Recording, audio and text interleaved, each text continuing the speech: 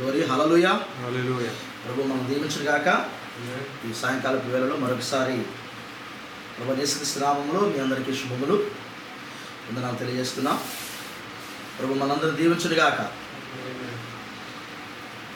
ఈ సాయంకాల సమయంలో దేవుని యొక్క వాక్యం చదివే ముందుగా చిన్న ప్రార్థన చేసుకుందాం. తలవంచుదాం మనందరం. నమ్మదగిన యేసయ్యా స్తుతి స్తోత్రములు. ఈ సాయంకాల సమయం మాకు అనుగ్రహించినందుకు వందనాలు దేవా. నీ మహాకృప చేత మరొకసారి ప్రభువా ఈ వాక్యం వినే కృప ఆ ధన్యత మాకు ఇచ్చావు ప్రభువా.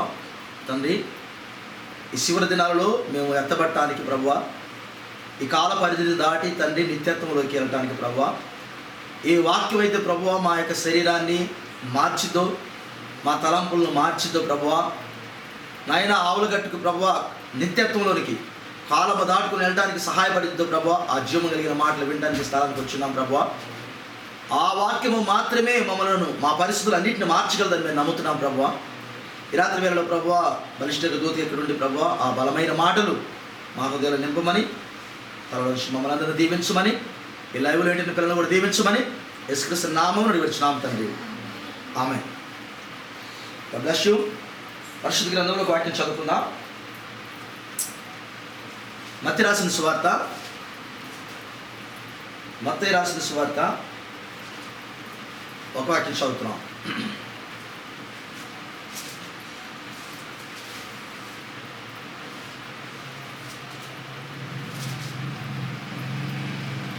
పదమూడవ అధ్యాయము 31వ వచనం చదువుతున్నాం.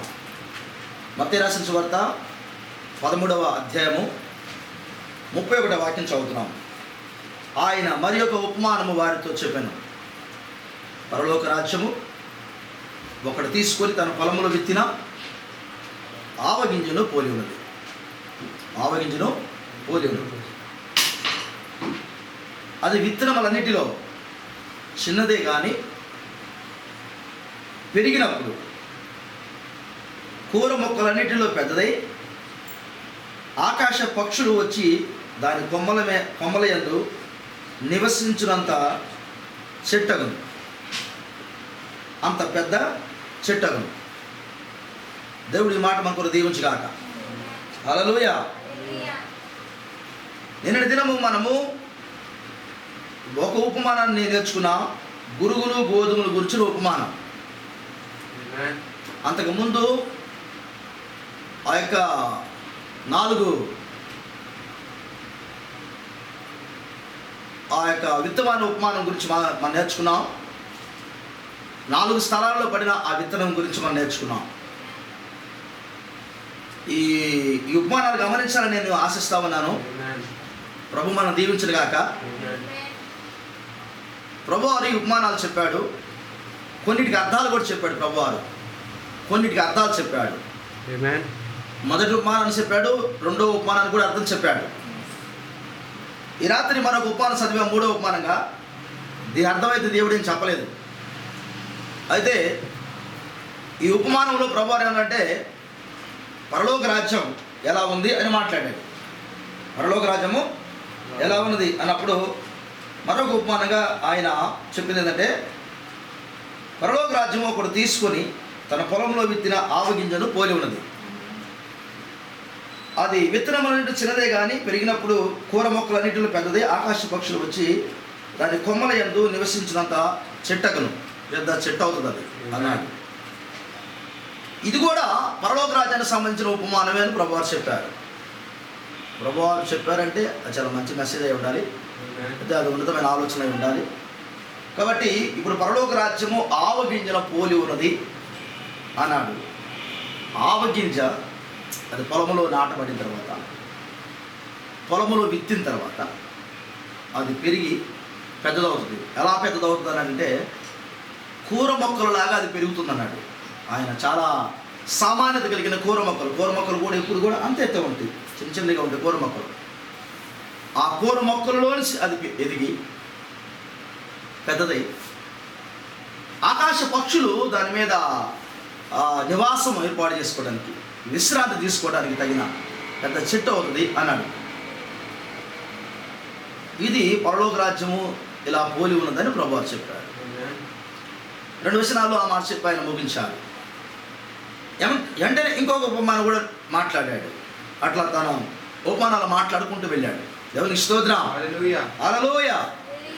కాబట్టి ఇప్పుడు మనం పరలోక రాజ్యం గురించి వెళ్తున్నాం, పరలోక రాజ్యం గురించి ఆలోచన చేస్తున్నాం. పరలోక రాజ్యంకి వెళ్ళడానికి ఏం చేయాలో మనము చాలా సీరియస్గా ఆలోచన చేస్తున్నాం. దేవునికి స్తోత్రం.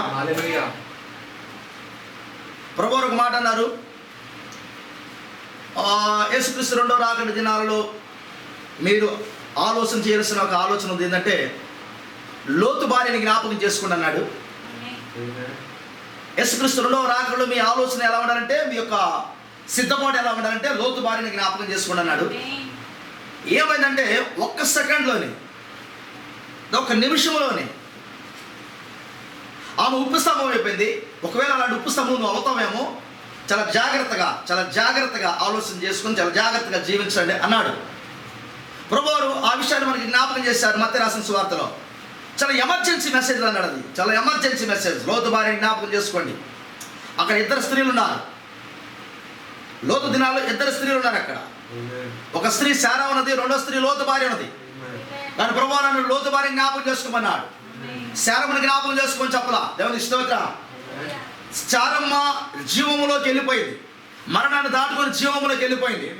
కాబట్టి ఆమెను చూపించలా. కానీ మరణములో ఉన్న లోతు భార్యని జ్ఞాపకం చేసుకోమన్నాడు. ఒక సెకండ్లోనే లేదా ఒక నిమిషంలోనే ఆమె ఉప్పు స్తంభం అయిపోయింది. ఆ ఊరికి, ఆ ప్రపంచానికి ఆమె సాక్షి ఉండిపోయింది. మనకు తెలుసు అది చాలా ఎమర్జెన్సీ విషయం. అది దాని గురించి ఆలోచన చేయండి అన్నాడు.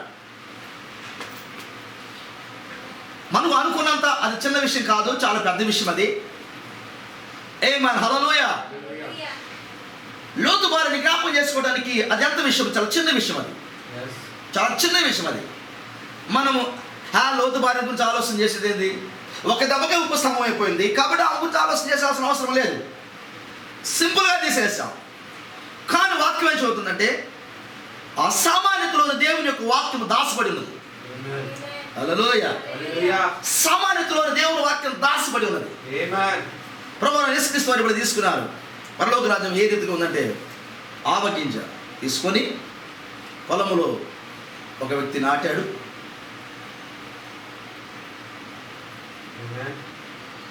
ఒకడు తీసుకుని తన పొలంలో విత్తిన ఆవగింజను పోలి ఉన్నది. అంటే ఆవగింజను తీసుకున్నాడు.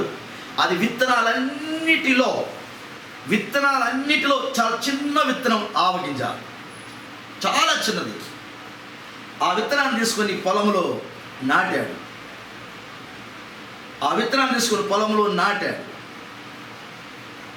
అది చాలా చిన్న విత్తనం. కానీ ఆవగింజ గురించి మాట్లాడినప్పుడు మనం చాలా విత్తనాలను హైబ్రిడ్ చేయగలుగుతావు, సంకరం చేయగలవు. సంకరం చేయగలవు అంటే ఆ విత్తనాన్ని తీసుకొని మరొక విత్తనాన్ని తయారు చేయడానికి హైబ్రిడ్ సంకరం చేయగలవు. కానీ ఆవగింజను నువ్వు సంకరం చేయలేవు, దాన్ని హైబ్రిడ్ చేయలేవు. ఆవగింజను ఎవరు హైబ్రిడ్ చేయలేరు. తుమ్మ చెట్టు కూడా ఉంది, తుమ్మ చెట్టును కూడా నువ్వు హైబ్రిడ్ చేయలేవు. అది మనసానికి వాడబడిన చెక్క. అది హైబ్రిడ్ చేయలేవు. ఆ హైబ్రిడ్ చేయని విత్తనమే ఆవగింజ. దాన్ని సంకరం చేయలేవు, దాన్ని రూపాన్ని నువ్వు మార్చలేవు. ఏదో ల్యాబ్కి తీసుకెళ్ళి దాని రూపాన్ని నువ్వు మార్చలేవు. కాబట్టి ఇప్పుడు ఆ విత్తనం నువ్వు తీసుకుని వెళ్ళి ఎక్కడో పెట్టి దాని రూపాన్ని నువ్వు మార్చలేవు. అది నువ్వు ఎక్కడ పెట్టినా దాని ఒరిజినల్గానే ఉంటుంది. అది ఆవగింజ అన్నాడు. ఒక మనుషుడు తీసుకున్నాడు, ఆ విత్తనాన్ని అక్కడ విత్తాడు, పొలంలో విత్తాడు. అది కూర మొక్కల కంటే పెరిగిందన్నాడు. అది కూర మొక్కలు చాలా చిన్నవి. ఆయన అంటున్నాడు అది చిన్నదే కానీ పెరిగినప్పుడు కూర మొక్కలన్నిటిలో పెద్దదై, కూర మొక్కలన్నీ భూమికి ఉంటాయి, వాటికంటే పెద్దదై ఆకాశ పక్షులు వచ్చి దాని కొమ్మల యందు నివసించినంత సెట్ అగును. ఆకాశ పక్షులు వచ్చి దాని కొమ్మల మీద నివసించేంత సెట్ అవుతుంది అన్నాడు. ఏమిటి ఈ చెట్టు? ఏమిటి ఈ ఆవగింజ? ఏమిటి పొలం? విత్తిన మనిషి ఎవరు? దేవుని స్తోత్రం. ఇప్పుడు ఈ ఉపమాన భావం గురించి మనం మాట్లాడుకున్నట్లయితే, ఈ ఉపమాన భావం గురించి ప్రత్యేకించి ఈ చెట్టు గురించి మాట్లాడినప్పుడు ఒక మాట అన్నాడు, ఈ చెట్టు కొమ్మలలో ఆకాశ పక్షులు వచ్చి నివాసం చేస్తాయి అన్నాడు. మీరు కానీ బైబిల్లో చూస్తే బైబిల్ అంతట్లో చాలా చెట్లు ఉన్నాయి, చెట్లు చాలా ఉన్నాయి బైబిల్లో. మనకు తెలుసు ఒక కాలంలో వచ్చి పెత్తనం చేయడానికి చెట్లని అడుగుతాయి. మనం యొక్క న్యాయాధిపతుల గ్రంథంలో మనము దాన్ని చూస్తాం. ఆ చెట్లు వచ్చి పెత్తనం చేయమని అడిగేదాన్ని చూస్తాం. కానీ అంతకంటే కూడా ఒక శ్రేష్టమైన చెట్టును చూస్తాం బైబిల్లో. ఏంటంటే అది దానియేలు గ్రంథము 4వ అధ్యాయంలో నెబుకద్నెజరుకు వచ్చిన కళ. అక్కడ ఒక చెట్టు ఉంది. దేవుని స్తోత్రం. ఉన్నదా చెట్టు? ఆ చెట్టు ఆయనకు ఒక కళ వచ్చింది. ఆ కళ వచ్చినప్పుడు చాలా ఆయన కలత చెందాడు. ఈ కళ చూసి కూడా ఆ కళ ఏంటంటే ఒక చెట్టు ఆకాశం అంటినంత చెట్టు అయింది, పెద్ద చెట్టు చూశాడు. ఆ చెట్టు మీద పక్షులని, ఆ చెట్టు కింద జంతువులని నివాసం ఉండేదానికి అవకాశం ఉంది. ఆ చెట్టులో జీవకోటికి సరిపడినంత ఆహారం ఉందన్నాడు. ఏంటంటే జీవకోటికి సరిపడినంత ఆహారం ఉంది ఆ చెట్లు అన్నాడు. గమనించండి, ఆ చెట్టు కింద జీవాలు ఉండేవి, జంతువులన్నింటిని నివాస స్థలం దానికి, ఆకాశ పక్షులకి ఆ చెట్టు కొమ్మల మీద నివాసం ఏర్పాటు చేసుకోవడానికి ఉన్నది. ఆ చెట్టులో అక్కడ మనం చదివితే ఆ చెట్టులో జీవకోటికి, జీవ ప్రాణికి సరిపడినంత ఆహారం సమృద్ధిగా ఉంది ఆ చెట్లు అన్నాడు.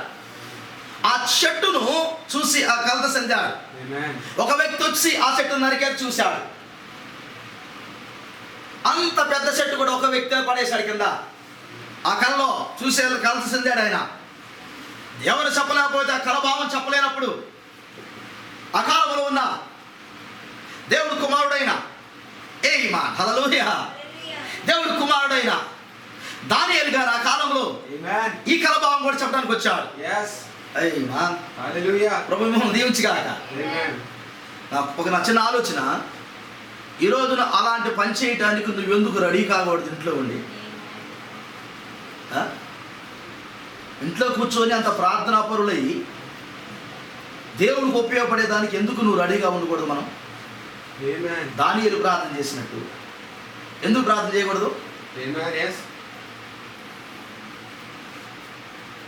కొంచెం మిమ్మల్ని రేపాలనుకుంటున్నాను. దానియేలు ప్రార్థన చేసినట్టు ఇంట్లో ఉండి దేవుడి చేతిలో వాడబట్టడానికి ఒక పనిముట్టిగా ఎందుకు ఆ పరిశుద్ధమైన జీవితంతో ఉండకూడదు?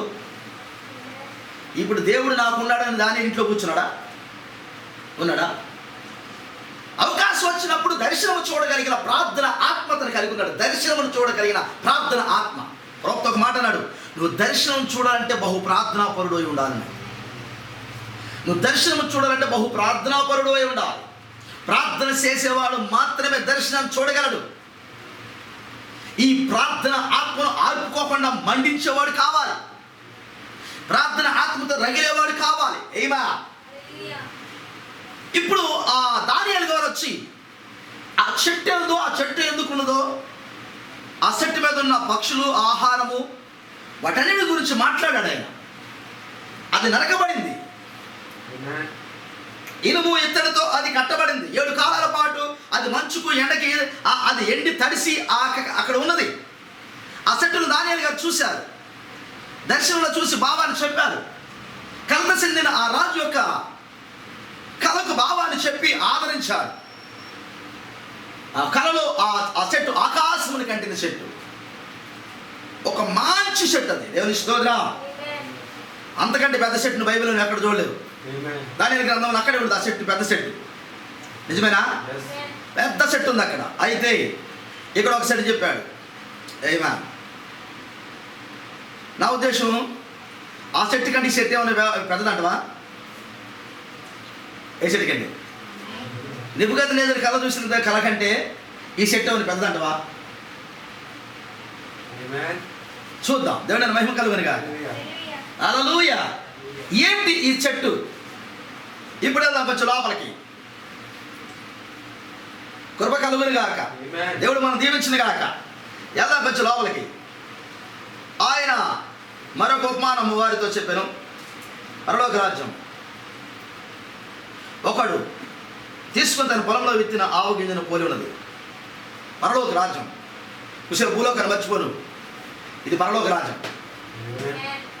పరలోక రాజ్యం అనే మాటను గుర్తుంచుకో. ఇది పరలోక రాజ్యానికి సంబంధించిన విషయం కాబట్టి ఇది భూలోకి సంబంధించింది కాదు. నెబుకద్నెజరు చూసిన కళ భూలోకానికి సంబంధించింది. ఆ చెట్టు భూలోకానికి సంబంధించిన చెట్టు చాలా పెద్దగా ఉన్నది. ఆకాశం అంటే చెట్టు జీవ కోటికి, ఆ జీవరాశులన్నిటికీ లేకపోతే ఆ ప్రాణులన్నిటి జీవ ప్రాణులన్నిటికీ ఆహారము ఆ చెట్టులో ఉన్నది. ఆ పెద్ద చెట్టు ఆ నెబుకద్నెజరు గారు చూశారు. అది భూలోకానికి సంబంధించిన చెట్టే తేల్చిపోయాడు. ఆ చెట్టు నువ్వే అని చెప్పాడు. అయిపోయింది ఆ చెట్టు సంగతి.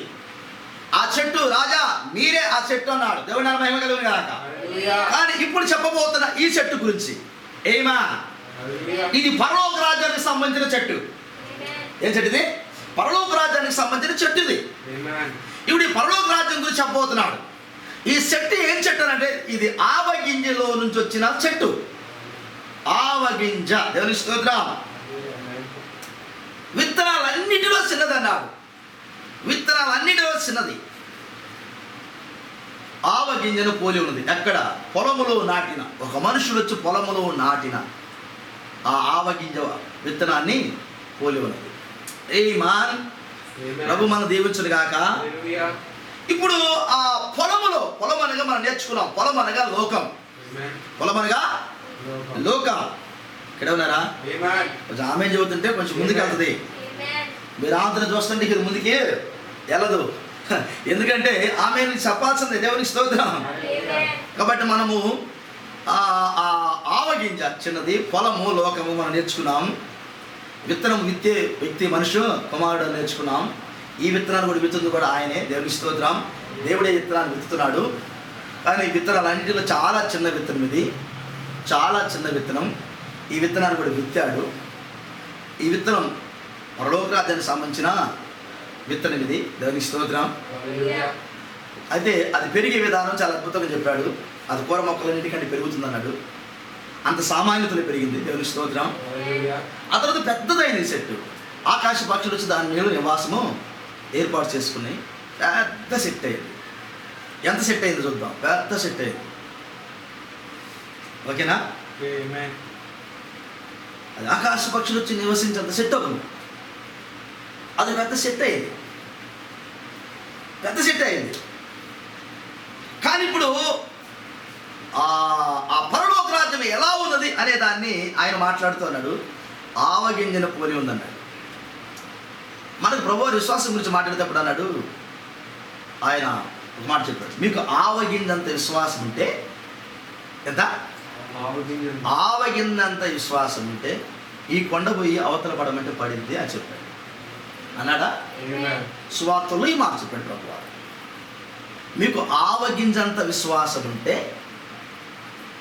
ఈ చెట్టు పోయి సముద్రంలో పడమంటే పడుతుంది, ఈ కొండ పోయి ఆ సముద్రంలో పడమంటే పడుతుంది అన్నాడు ప్రభువు. ఆవగింజంత ఉంటే చాలు నీకు విశ్వాసం అన్నాడు. ఎక్కువ కూడా వద్దు నీకు. మామిడికాయంతో, మామిడికాయ యొక్క విత్తనం అంతా వద్దు కూడా నీకు.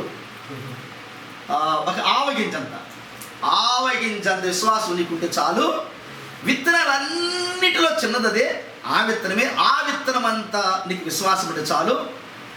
నీవు దేవుడు యొక్క కార్యాలను చూడొచ్చు. మరొక మాటలో ఆవగింజంత విశ్వాసం నీకుంటే పరలోక రాజ్యంలో ఉన్న వస్తువులన్నింటినీ ఈ ఆవగింజ అంతా రిమోట్తో ఆపరేట్ చేయొచ్చు. ఎంత కారునైనా కానీ రిమోట్ మన దగ్గర ఉంటే ఆపరేట్ చేస్తాం. చాలా ఇళ్ళకి రిమోట్లు ఉంటాయి. రిమోట్ నొక్కగానే ఓపెన్ అవుతుంది. టెక్నాలజీ వరకే. ఇప్పుడు తలుపులన్నీ ఇప్పుడు వచ్చి తలుపు తీయాలి, తాళం వేయాలి, ఇదంతా ఎందుకు? అందుకని అంతా హై టెక్నాలజీలో ఉంది కాబట్టి రిమోట్ కూడా అవసరం లేదు. ఏంటి వరకు అక్కడికి వచ్చి తలుపు దగ్గరకు వచ్చి అనగానే డోర్ అయిపోయిన పొద్దు ఓపెన్ అయింది. అలా ఫీడ్ చేస్తాడు. అతను నోరు కానీ లేకపోతే అతని మాట కానీ అతని సౌండ్ కానీ ఏదైనా చేసుకోవచ్చు. కాబట్టి హై టెక్నాలజీలో ఉన్నాం కాబట్టి మనము చేయొచ్చు. దేవుని స్తోత్రం. ఇక్కడే ఉన్నారా? మిమ్మల్ని దీవించుగాక. హల్లెలూయా. ఆవగింజంతంటూ చాలు. పెద్దగా ఉండాల్సిన అవసరమే లేదు. ఆవగింజ అంత ఉంటే చాలు. మీకు పరలోక రాజ్యంలో ఉన్న దేనినైనా కానీ మీరు తీసుకోవచ్చు, దేనినైనా ఓపెన్ చేయొచ్చు. పరలోక రాజ్యంలో దేవుడు సిద్ధపరిచిన దేనినైనా కానీ మీరు తీసుకోవచ్చు. ఏ గదిలోకైనా మీరు వెళ్ళచ్చు. ఆవగింజ అంత ఉంటే చాలు విశ్వాసం. పరలోక రాజ్యాన్ని ఆపరేట్ చేయొచ్చు నువ్వు. నిజమేనా? ఇప్పుడు ప్రభువు అన్నాడు ఆవగింజంత ఉంటే చాలు నీకు. ఇప్పుడు ఆవగింజతో నువ్వు ఏమైనా చేయొచ్చు. ఆ మాటను కొంచెం మీరు మైండ్లో పెట్టండి. ఆవగింజ అంటే భూలోకంలో ఉన్న అన్నిటికంటే చిన్నది, చాలా చిన్నది, చాలా తగ్గింపు కలిగినది, లీస్ట్ అనమాట. ఇంకా ఎంత ఎంత తగ్గింపు అంటే అది ఇంక అంతకంటే తగ్గింపు ఏం లేదు. అంత తగ్గింపు. కానీ దాన్ని దేవునితో పోల్చాడంటే విశ్వాసంతో పోల్చాడు. ఆ ఆవగింజ ఎవరో కాదు కానీ ప్రభు అయిన యేసుక్రీస్తే. ఆ ఆవగింజ ఎవరో కాదు కానీ ప్రభు అయిన యేసుక్రీస్తే. ఆమేన్. ఆవగింజంత విశ్వాసం ప్రభు అయిన యేసుక్రీస్తే. ఆవగింజంత ఉంటే చాలు, అది పెద్ద సెట్ అవుతుంది. ఆ ఒక్క విత్తనమే పెద్ద చెట్టు అవుతుంది, చాలా పెద్దది అవుతుంది అన్నాడు ప్రభు. అర్థమవుతుందండి? ప్రభు మిమ్మల్ని దీవించుగాక. ఇప్పుడు పెద్ద సెట్ అయ్యేదానికి ఉన్నతమైన పరిచర్య చేసేదానికి, దేవుడి చేతిలో వాడబడేదానికి నీకు ఉండాల్సింది ఏంటో తెలిసిన ఆవగింజంత విశ్వాసం. దేవుడు నిన్ను వాడుకోవటానికి, దేవుడు నిన్ను తన పనిముట్టుగా ఆయన వాడుకోవడానికి నీకే కావాల్సింది ఎంతంటే ఆవగింజంత విశ్వాసం. మరొక మాట దాని అర్థం ఏంటంటే నిన్ను నీవు అంత తగ్గింపులోనికి తెచ్చుకుంటే, నిన్ను నీవు అంత తగ్గింపులోకి తెచ్చుకుంటే,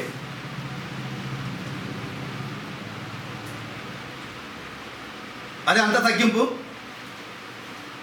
బా.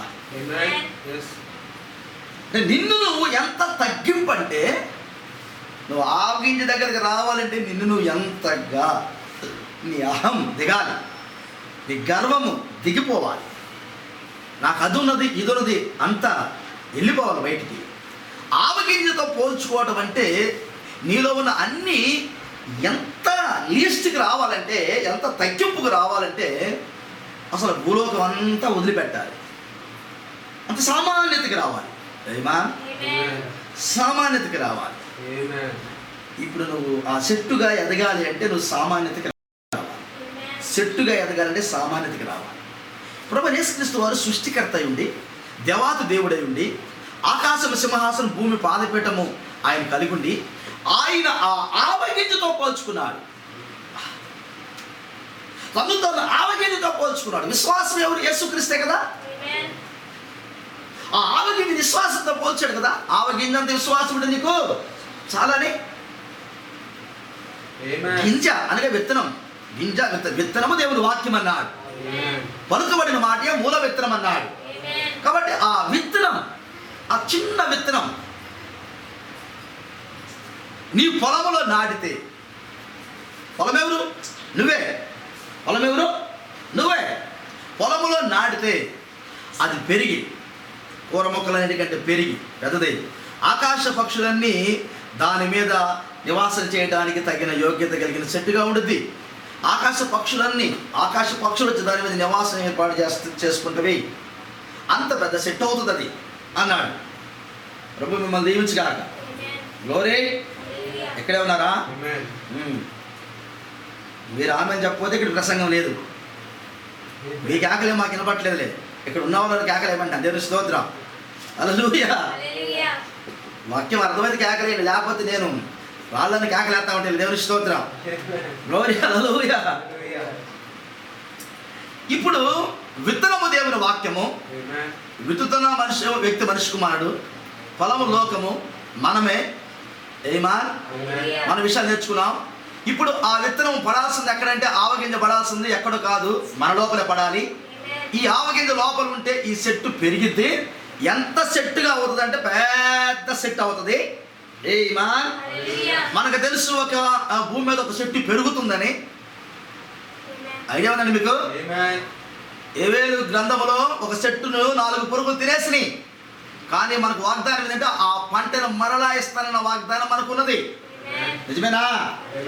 ఏవేలు గ్రంథములో పంట మరలా ఇస్తాను, మరలా ఆ చెట్టును నేను ఫలింపజేస్తాను, ఆ యొక్క కాయలు ఇస్తాను, ఆ యొక్క బెరడుని ఇస్తాను, ఆ ఆకులను ఇస్తాను, అవన్నీ ఇస్తాను దేవుడు చెప్పాడు.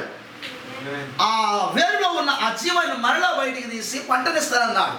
ఏమిటి ఈ చెట్టు అంటే ప్రవక్త చెప్పాడు మనకు మెసేజ్, ఇది వధువు యొక్క వృక్షం అన్నాడు. దీనికి వేరు ఆయనే, దీనికి సిగురు కూడా ఆయనే. వేరు ఆయనే, సిగురు ఆయనే. ఎవరంటే ఈ విత్తనం ఎవరు? ప్రభు అయినా యేసుక్రీస్తే. ప్రభు మిమ్మల్ని దీవించుగాక. విత్తనం ప్రభు అయినా యేసుక్రీస్తు. ఆవగింజ అంతకంటే ఎవ్వరు తగ్గించుకోలేరు యేసుక్రీస్తు లాగా ఎవ్వడు లేడు. ఆయన అంతగా తను తాను ఒక సెన్సెడ్ మట్టిలోనికి తను తాను తగ్గించుకున్నాడు. మాట చెప్పే భాగ్యం నాకు ఇచ్చినందుకు ఆయన నామానికి మహిమ కలుగునుగా. ఆ భాగ్యం నాకు దొరికిందని నేను ఆనందిస్తున్నాను. ఎందుకంటే తను తాను తగ్గించుకున్న రీతి ఇక ఎవ్వడునూ తగ్గించుకోలేనంతగా ఆయన తగ్గించుకున్నాడు. ఏ మానవుడు తగ్గించుకోలేదు. ఎవడు నేను తగ్గించుకున్నాను అని ఎవడైనా ఎంత తగ్గింపు కలిగినోడు ఉన్నా, ఎంత తగ్గింపు భూమి మీద అతను కలిగి ఉన్నా, యేసు ప్రభు వారితో నువ్వు లక్షల సంవత్సరాలు తగ్గించుకున్న సాటి కాదు, నువ్వు సాటి రాలేవు, గెలవలేవు. ఆయన అంతగా తగ్గించుకున్నాడు. తనకు ఉన్నదంతా వదిలిపెట్టి రిక్తుడై ఒక మట్టిలో, తను సృజించిన మట్టిలో ఒక మట్టిగా ఆయన తగ్గించుకొని ఉన్నాడంటే అంతకంటే తగ్గింపు భూమి మీద ఎవ్వడికి లేదు, ఉండదు కూడా. దేవునికి స్తోత్రం.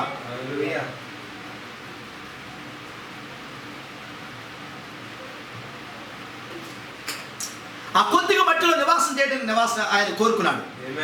ఆ కొద్దిగా మట్టి నువ్వే. యేసుక్రీస్తు శరీరంలో ఆ కొద్దిగా మట్టిలో నివాసం చేశాడు. ఈరోజు ఆ యొక్క ఆవగింజ అనే విత్తనము ఎక్కడో తెలిసిన నీ లోపల నా లోపల ఉన్నది. ఆవగింజ ఎక్కడో లేదు, ఎక్కడ ఉంది? నీ లోపల నా లోపల ఉన్నది. ఇప్పుడు ఆ ఆవగింజ ఫలించాలి. ఆవగింజ ఫలించాలి. ఆ వధు వృక్షం ఫలించాలి. నీ ఫలాలను చూడాలి. ఆకాశ పక్షులు వచ్చి నీ దగ్గర విశ్రాంతి తీసుకోవాలి. మర్చిపోద్ది మాట. ఆకాశ పక్షులు వచ్చి నీ దగ్గర విశ్రాంతి తీసుకోవాలి. అంటే ఎవరికో విశ్రాంతి ఇచ్చేదానికి నువ్వు ఎదుగుతున్నావు. దేవునికి స్తోత్రం. నిన్ను దేవాది దేవుడు ఆకాశ పక్షులు వచ్చి నీ మీద నివాసం చేసేదానికి నిన్ను ఎదిగిస్తున్నాడు ఆయన. అని కూర మొక్కలన్నిటిలో ఒక మాట చెప్పాలంటే కూర మొక్కలే ఆహారానికి పనికొచ్చే బాగా రోజు మనకి మంచి ఆరోగ్యం ఇచ్చే కూర మొక్కలు, అంతేనా? కూర మొక్కలు వేస్తే మంచి ఆహారం, మనకు ఆరోగ్యం ఇచ్చేది కూర మొక్కలు. నిజమేనండి. మనం రోజు మాంసం తిని చెడిపోయినా కానీ మనకి మంచి ఆరోగ్యం ఇచ్చేయండి కూర మొక్కలు. కూర మొక్కలు తినండి, ఆకుకూరలు తినండి, అయ్యా మంచి ఆరోగ్యం ఉందని డాక్టర్ గారు కేకలేస్తున్నారు. మనం తింటలేదు, మనం తినం. ఎందుకంటే ఆరోగ్యం ఉంటే బాగుండదు కదా, చెడిపోతే కానీ డాక్టర్లు బాగుగారు. కాబట్టి ఆకుకూరలు మనం తినం, కానీ కూర మొక్కలు అన్నాడు దేవుడు అక్కడ. దేవుని స్తోత్రం. మంచి ఆరోగ్యం ఇచ్చే మొక్కల్లో ఇదొక మొక్క. ఎవరు? ఈ ఆవగింజ. దేవుని స్తోత్రం. అదొక మొక్కగా పెరిగింది అక్కడ. కూర మొక్కలన్నింటిలో దేవుని స్తోత్రం. ఆరోగ్యం ఇచ్చే కూర మొక్కలు. ఆ కూర మొక్కలు అంటే మరొక మాట చెప్పాలంటే ఆవగింజ అనేది, ఎందుకు ఆవగింజ దేనికి ఉపయోగిస్తారు?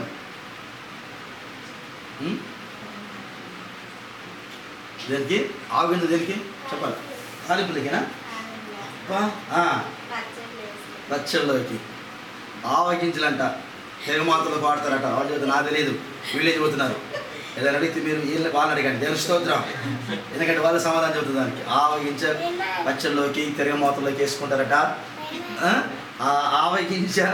ఆవగింజలు అంటే బాగా, అంటే కూరలో ఉపయోగపడుతుందంటే అవి తినే ఆహారమే. దేవుని స్తోత్రం.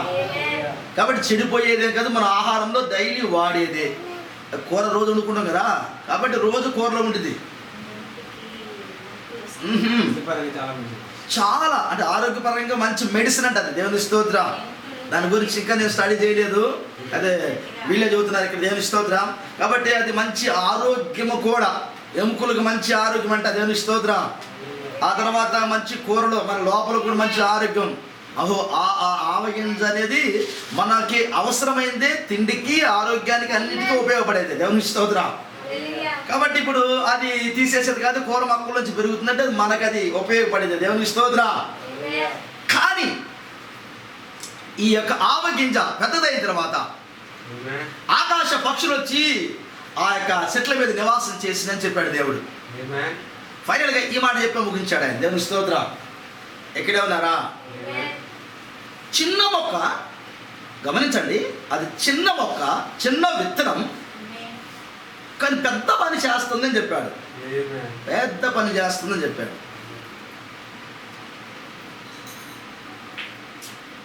విత్తనం చిన్నదే, కానీ దాని పనులు చాలా పెద్దగా ఉంటాయి అని చెప్పినట్టుంది. అక్కడ చాలా పెద్దగా ఉంది, ఆ చెట్టు పెద్దదైందని చెప్పాడు. ఈ మాట పట్టుకున్నారు మీరు? విత్తనం చిన్నదే, కానీ అది చాలా పెద్దదైంది. చూద్దాం. విత్తనం చిన్నదే, ఈ మాట మధ్య పెట్టుకోండి. పరలోక రాజ్యానికి సంబంధించిన వారు ఈ రోజు కాదు కానీ ప్రతి కాలంలో కూడా ఉన్నారు. ఉన్నారా? ఉన్నారా సార్? పరలోక రాజ్యానికి సంబంధించిన వారు ఇప్పుడే కాదు, వాళ్ళు ప్రతి కాలంలో కూడా ఉన్నారు. ఉన్నారా లేరా? మరి మాట్లాడు సార్. ప్రభు మిమ్మల్ని దీవించుగాక. పరలోక రాజ్యానికి సంబంధించిన వాళ్ళు ప్రతి కాలంలో ఉన్నారు.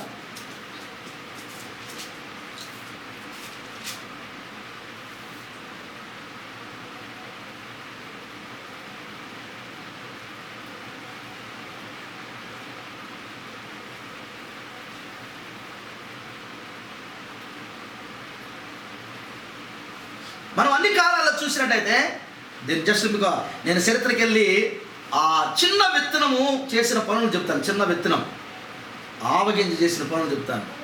ఈ కాలంలో నీలోనే కాదు, ఆవగింజ ఇంతకు ముందు కూడా ఆవగింజ. పరలోక రాజ్యము అంత సామాన్యతలో ఉన్న వ్యక్తులు నివాసం జరిగి చేసింది. ప్రతి కాలంలో కూడా ఆ చిన్న విత్తనాన్ని గురించి సాక్ష్యం ఇచ్చిన పిల్లలు ఉన్నారు బైబిల్లో. ఈరోజు నువ్వు కలిగి ఉన్న ఆ విత్తనాన్ని, నువ్వు కలిగి ఉండక మునిపే చాలామంది ఆ విత్తనాన్ని వాడారు, సాక్ష్యం ఇచ్చారు. దేవుని స్తోత్రం. కాబట్టి వాళ్ళు ఉన్నారు బైబిల్లో.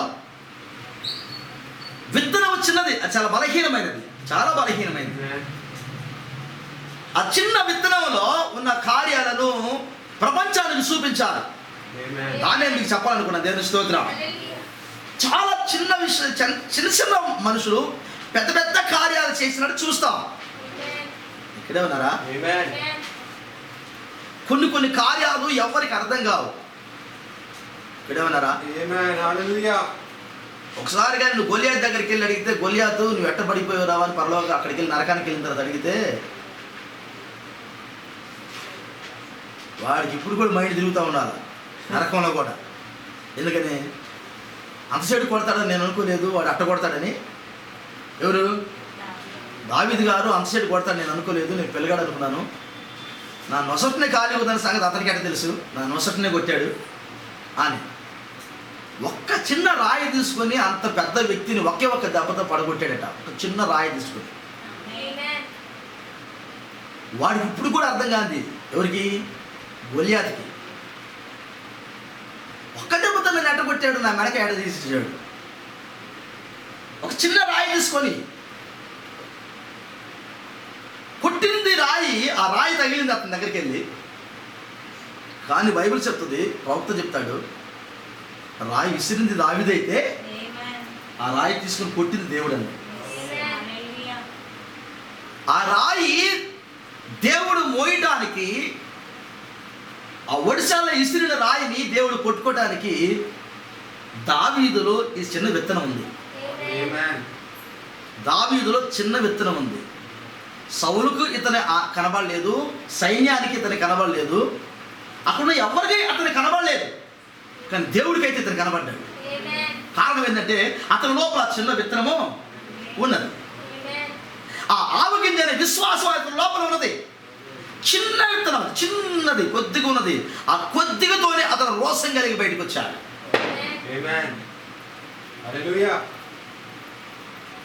ఆ కొద్దిగతోనే రోషం కలిగి బయటకు వచ్చాడు. కొంచెమే అయినా కొద్దిగే, ఆ కొద్దిగే అతడును సమాధి శిలన చేసి రాయి తీసుకుని అతను కొట్టుదడి చేసి పడగొట్టేసింది ఆ కొద్దిగా విశ్వాసమే. నిజమేనండి. ప్రభు మిమ్మల్ని దీవించుగా. మోషే ఐగుప్తుకి వెళ్ళేటప్పుడు ఒక కర్ర పట్టుకెళ్ళాడు. ఎవరికి తెలియదు ఈ కర్రలో ఏముందన్న సంగతి. కానీ ఐగుప్తు దేశానికి అడగడలాడించింది ఈ కర్రే అన్నాడు. అంతేనా? ఆ కర్రను అతను ఉపయోగించే ముందుగా మోషే అనే వ్యక్తి లోపల ఈ చిన్న విత్తనం ఉన్నది. ఆ వాక్యం అనే ఆ చిన్న విత్తనం లోపల ఉండిపోయింది. ఆ దేశాన్ని ఐగుప్తు రాజ్యాన్ని గడగడలాడిస్తుంటే రాజుకు ప్రతిసారి మండిపోయింది. 2-3 సూచక్రియలు చేయడానికి వారు కూడా రంగం మీదకి వచ్చారు. ఎవరు? చెక్కులు గారు, అక్కడ ఉన్న మాంత్రికులు కూడా రంగం మీదకి వస్తారు. 2-3 సూచక్రియలు చేయడానికి రంగం మీదకి వస్తారు. వాళ్ళు కూడా చేస్తూ ఉంటారు. వచ్చి కప్పలు రప్పించినప్పుడు వీళ్ళు కూడా కప్పలు రప్పించారు. కానీ కప్పలు ఇటు పోవాలి వాళ్ళకి అర్థం కాల. నిజమేనా? వాళ్ళు ఎక్కడ అవుతారంటే ఆయన పొక్కులు ఆ ధూళి తీసుకొని గాల్లోకి విసిరితే పొక్కులు వస్తాయి. పొక్కులు వచ్చినాయా? అప్పుడు ఈ మాంత్రికులు కూడా పొక్కులు వస్తాయి. ఆ దెబ్బతో వాళ్ళు సర్దుకుంటారు. ఇక మేము చేయలేము, ఈయనతో పాటుకి మేము తట్టుకోలేము. వాళ్ళు అప్పుడు ఏమని వెళ్తారు తెలుసు, వాళ్ళు అక్కడి నుంచి బయటకు వెళ్ళిపోతారు. వాళ్ళు ఇంకా మేము రాము, నువ్వేం చెప్పినా కానీ మేము రంగం మీదకి రామంటారు. ఇది దైవశక్తి అని వెళ్తారు.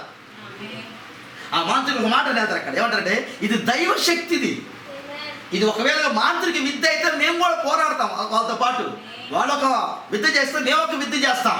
కానీ ఇది ఆ విద్య కాదు, ఇది దేవునికి స్తోత్రం, ఇది దైవ శక్తి అన్నాడు. ఆ మాంత్రికులు ఆ మాట వెళ్ళిపోతారు. ఇది దైవ శక్తిది. అతను కలిగి ఉన్నది దైవ శక్తి. అతని లోపల ఒక విత్తనం ఉన్నది, వాక్యమైన విత్తనము, అది దైవ శక్తి. నువ్వు అనుకుంటున్నావు రాజా అతను ఏమీ లేనోడు అని, ఆ గడ్డం పెరిగి అతను కుంకార పట్టుకుని వస్తాడు అనుకున్నావు, కానీ అతని లోపల దైవ శక్తి ఉంది. హల్లెలూయా. ఈ రోజు వధువు సామాన్యతలో ఉంది, కానీ దైవ శక్తి కలిగి ఉన్నది. దైవ శక్తి కలిగి ఉన్నది వధువు. సామాన్యతలో వధువు దైవ శక్తి కలిగి ఉన్నది. ఆమె సమయమును పోనీయదు. అతను దేవుని సంతోషపెట్టిన దాకా ఆమె నిద్రపోదు. ఆమేన్. హల్లెలూయా. ఆమె సామాన్యతలో ఉన్నది. ఆమె సామాన్యతలో శక్తిని కలిగి ఉన్నది వధువు. ఆమె ఏం చేస్తుందంటే ఆమె ఇంట్లో కూర్చొని ఆ శక్తి చేత నింపబడతా ఉన్నది దేవుడి చేతులు వాడబడతాను. మోషేని ఆయన శక్తి చేత నింపు రంగం మీద తీసుకెళ్ళి వచ్చినప్పుడు అతను పలుకుబడిని వాడుతూ వస్తున్న సంగతి ఐగుప్తు చేస్తున్న ఫరోకు తెలియదు. అతని లోపల ఉన్న శక్తి ఏమా ఇక్కడ ఉన్నారా? ఒక దైవ శక్తి కలిగిన పిల్లలు ఈ రోజున వధువుగా ఇక్కడ ఉన్నారు. వాళ్ళకు వృక్షముగా తయారవుతున్నారు, ఒక పెద్ద చెట్టుగా తయారవుతున్నారు ఇక్కడ. అందుకని ప్రవక్తనాడు మనకు ఒక మెసేజ్ చెప్పాడు, వధువు వృక్షం యొక్క వధువు వృక్షం యొక్క పునరుద్ధరణ. ఆ మాట బాగా, పునరుద్ధరణ. ఇది సమాధిలో ఉండే వృక్షం కాదు, ఇది తిరిగి లేసే వృక్షమే. సమాధిలో ఉండేవారు కాదు ఈ పిల్లలు, తిరిగి లేసేవారు. ఈ తెగుళ్ళు కదిలిపోయి చచ్చిపోయేవాళ్ళు కాదు, తిరిగి లేసేవాళ్ళు. ఎవరు వీళ్ళు? తిరిగి లేసేవారు. దేవుని స్తోత్రం.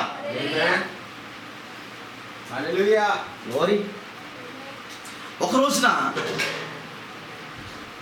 మనం చూస్తాం, దైవ శక్తితో ఒక అతను పుట్టాడు భూమి మీద. ఒక గాడిద దవడెముకు తీసుకొని 1000 మందిని కొట్టాడు. నిజమేనా?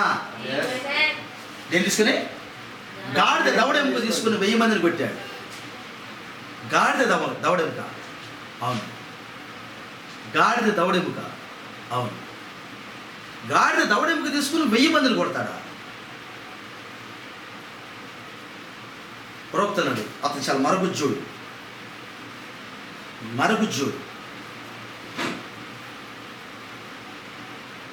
అటు ఆడ మనిషి కాదు, అటు మగ మనిషి కాదు అన్నట్టు కనపడతాడు అన్నాడు ప్రవక్తనుడు. అన్నమాట అటు ఆడ మనిషి కాదు, మగ మనిషి కాదు, అట్ట కనపడతాడు. అంత మరగుజ్జుడు. ఎవరు? సంసోను. కండలు తిరిగి మనుషులు కొట్టడం అంటే కండ తిరిగి నెట్టైనా కొడతాడు. కండలు తిరిగినోడు కాదు. ఆ మనిషి 7 జడలు వేసుకొని 7 జడలు అల్లుకొని ఆ జడలు వేసుకుని జడలు ఏళ్ళబడి ఉంటే ఎట్లుంటుందంటే చూడటానికి అసహ్యంగా ఉండొచ్చు ఆ పొట్టి మనిషి. ఉదయం చూస్తే సాయంకాలం కల్లోకి రావచ్చు. నిజమేనా? మరి అలాంటి వ్యక్తి 1000 మందిని ఫిలిష్తీయులను కొట్టాడంటే శక్తి ఎక్కడది? నా కోరిక ఏంటంటే సంవత్సరం 1000 మందిని కొట్టి కనీసం నువ్వు ఒక్కనాన్ని కొడుతున్నావా? అంతేగా. ఇప్పుడు నీకు ఇవ్వబడిన శక్తి ప్రకారంగా నువ్వు ఒక్కళ్ళనైనా కొడతావు, ఒక్క ఆత్మనైనా సంపాదిస్తున్నావా? ఒక్క ఆత్మకైనా జీవాన్ని అందించే జీవితాన్ని కలిగి ఉన్నావా?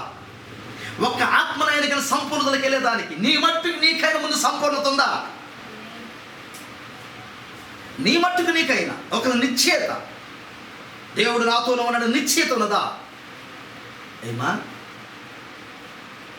ప్రోక్తన్నాడు. సారపతిలో ఒక ఆమె ఉంది, కొద్దిగా నూనె కొద్దిగా పిండి. ఏంటంటే కొద్దిగా నూనె కొద్దిగా పిండి. ఆ నూనె ఆ పిండి ఆ కొద్దిగా పిండిని కొద్దిగా నూనెను ఆమె కలిపిందట. ఆ రెండు మిక్స్ చేసింది అన్నాడు. చేసిందా? మిక్స్ చేసింది అన్నాడు. ఏమా ఆ కొద్దిగా పిండి కొద్దిగా నూనె అవి మిక్స్ చేసిందట. ఒక ప్రవక్తకు పెట్టడానికి వాటిని రెండింటిని కలిపింది.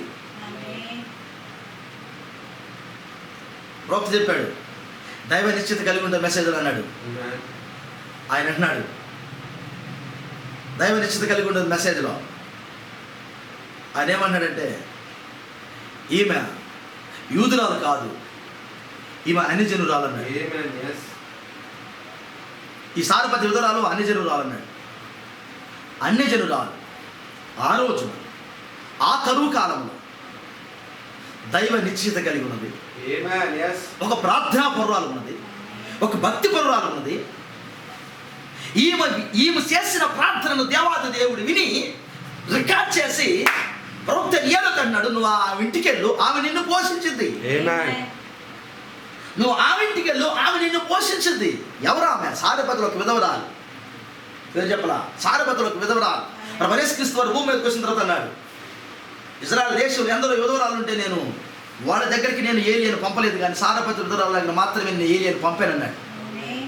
ఎవరు ఈ విధవరాలు అంటే అన్ని జనుల్లో ఉన్న విధవరాలు అంట ప్రవక్త అన్నాడు. ఆమె అన్ని జనుల్లో ఉన్న విధవరాలు. అబ్బా, దేవుడాన్ని మహిమ కలుగును గాక. అంటే ఇప్పుడు ఆమె అన్ని జనురాలు. ఒక యూదురాలు విశ్వాసం ఉంచిందంటే అందులో గొప్పతనం లేదు. ఒక యూదురాలు విశ్వాసం ఉంచిందని గొప్పతనం లేదు. కానీ అన్ని జనురాలైన ఈ విధవరాలు విశ్వాసం ఉంచిందంటే ఆహా, దేవుడు అందుకే పొగిడాడు. దేవుని స్తోత్రం. ఆ కాలంలో ఆమె యెహోవా కొరకు ఎదురు చూసిందంట. ఎంత ప్రార్థన అంటే ప్రవక్త అంటాడు, ఏలియా ఆమె ఇంటికి వెళ్ళిందాక ప్రార్థన చేసింది. ఏలియా ఆమె ఇంటికి వెళ్ళిందాక ప్రార్థన చేసింది. ఈ కరువు దినాల్లో ఆహారం ఇంటికి వచ్చిందాక ప్రార్థన చేయి, లైవ్ పెట్టిందాక ప్రార్థన చేయి. ఇది కాదు లైవ్ సరిగ్గా రావట్లేదు నాకు అర్థమైంది. పిల్లలందరూ చెబుతున్నారు, ఇప్పుడు లైవ్కి ఏదన్నా ఆ కెమెరా యూజ్ చేసుకోవడానికి ఏదైనా పరికరాలు కావాలని ఆలోచన చేస్తాం, కొంచెం ప్రార్థన చేయండి కొంచెం. ఎందుకంటే ఇక 2 నెలలు అయినా పెట్టవచ్చు, లాక్డౌన్ ఏమో తెలీదు. కొంచెం మంచి పరికరాలతో ఇప్పుడు లైవ్ పెట్టాలని కొంచెం ఆలోచనలో ఉన్నాం. ఆ వీడియోకి ఏం కావాలి ఇప్పుడు తెప్పిద్దామని ప్లాన్లో ఉన్నాం. దేవుడి చిత్తం అయితే ప్రార్థన చేయండి. ఎందుకంటే మంచిగా లైవ్ మీకు వెళ్ళాలి. లైవ్ సరిగ్గా లేదు, నేను కూడా చూస్తున్నాను. నేను ప్రతి మెసేజ్ నేను కూడా వింటున్నాను. నేను ఆ మెసేజ్ కొంచెం అది మీకు డిస్టర్బెన్స్ అవుతుంది, అయినా మీరు వింటున్నారు. దేవుడు మిమ్మల్ని దీవించును గాక. అయితే కొంచెం క్లారిటీగా పంపాలనుకున్నాం. దానికి ఏదైనా పరికరాలు ఆలోచన చేద్దాం అందరం. ఖచ్చితంగా ఇప్పుడు దానికి కావాల్సిన కొందాం. దేవుని మహిమ కలుగును గాక. అది కొని ఇప్పుడు మీకు, ఎందుకంటే ఆ శ్రేష్టమైన విషయాలు మీరు వినాలి. శ్రేష్టమైన ఇప్పుడు మీరు బలం పొందుకోవాలి, విశ్వాసాన్ని కూర్చుకోవాలి, ఇప్పుడు పరలోక రాజ్యానికి సిద్ధపడాలి. కాబట్టి మనము ఖచ్చితంగా దాని గురించి రాజీ పడొద్దు. దానికోసం మనం ముందుకు వెళ్దాం. దేవుని స్తోత్రం. ఇక్కడే ఉన్నారా?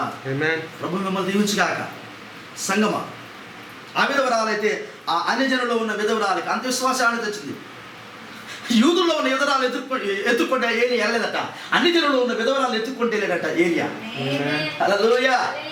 అన్ని జనుల్లో ఉన్న విధవరాలు ఎత్తుకుంటే వెళితే ఆ పేరు దొరకక ఆయన తెల్లవారుజామునే లేచి వెళ్ళాడట. ఎందుకంటే అమ్మో, నాకు ఆహారం ఉదయకాలు కావాలి, మరి నాకు మరి దేవుడు చెప్పాడు. ఎంత క్రమశిక్షణ ఏలియాది. దేవుని స్తోత్రం. ఎంత క్రమశిక్షణ ఏలియాది.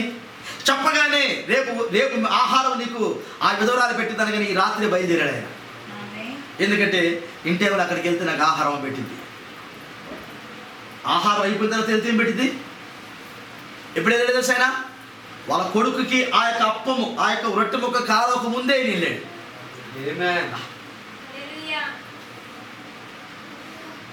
అంత తిని శుభ్రంగా బేవని తేపేటప్పుడు పోయా, ఇప్పుడు వచ్చాను ఊరి నుంచి అన్నావు ఎక్కడిది, నువ్వు ఇప్పుడు వచ్చినా ఉడకదు, ఇంకో గంట తర్వాత వచ్చినా ఉడకదు, తర్వాత అయిపోయింది.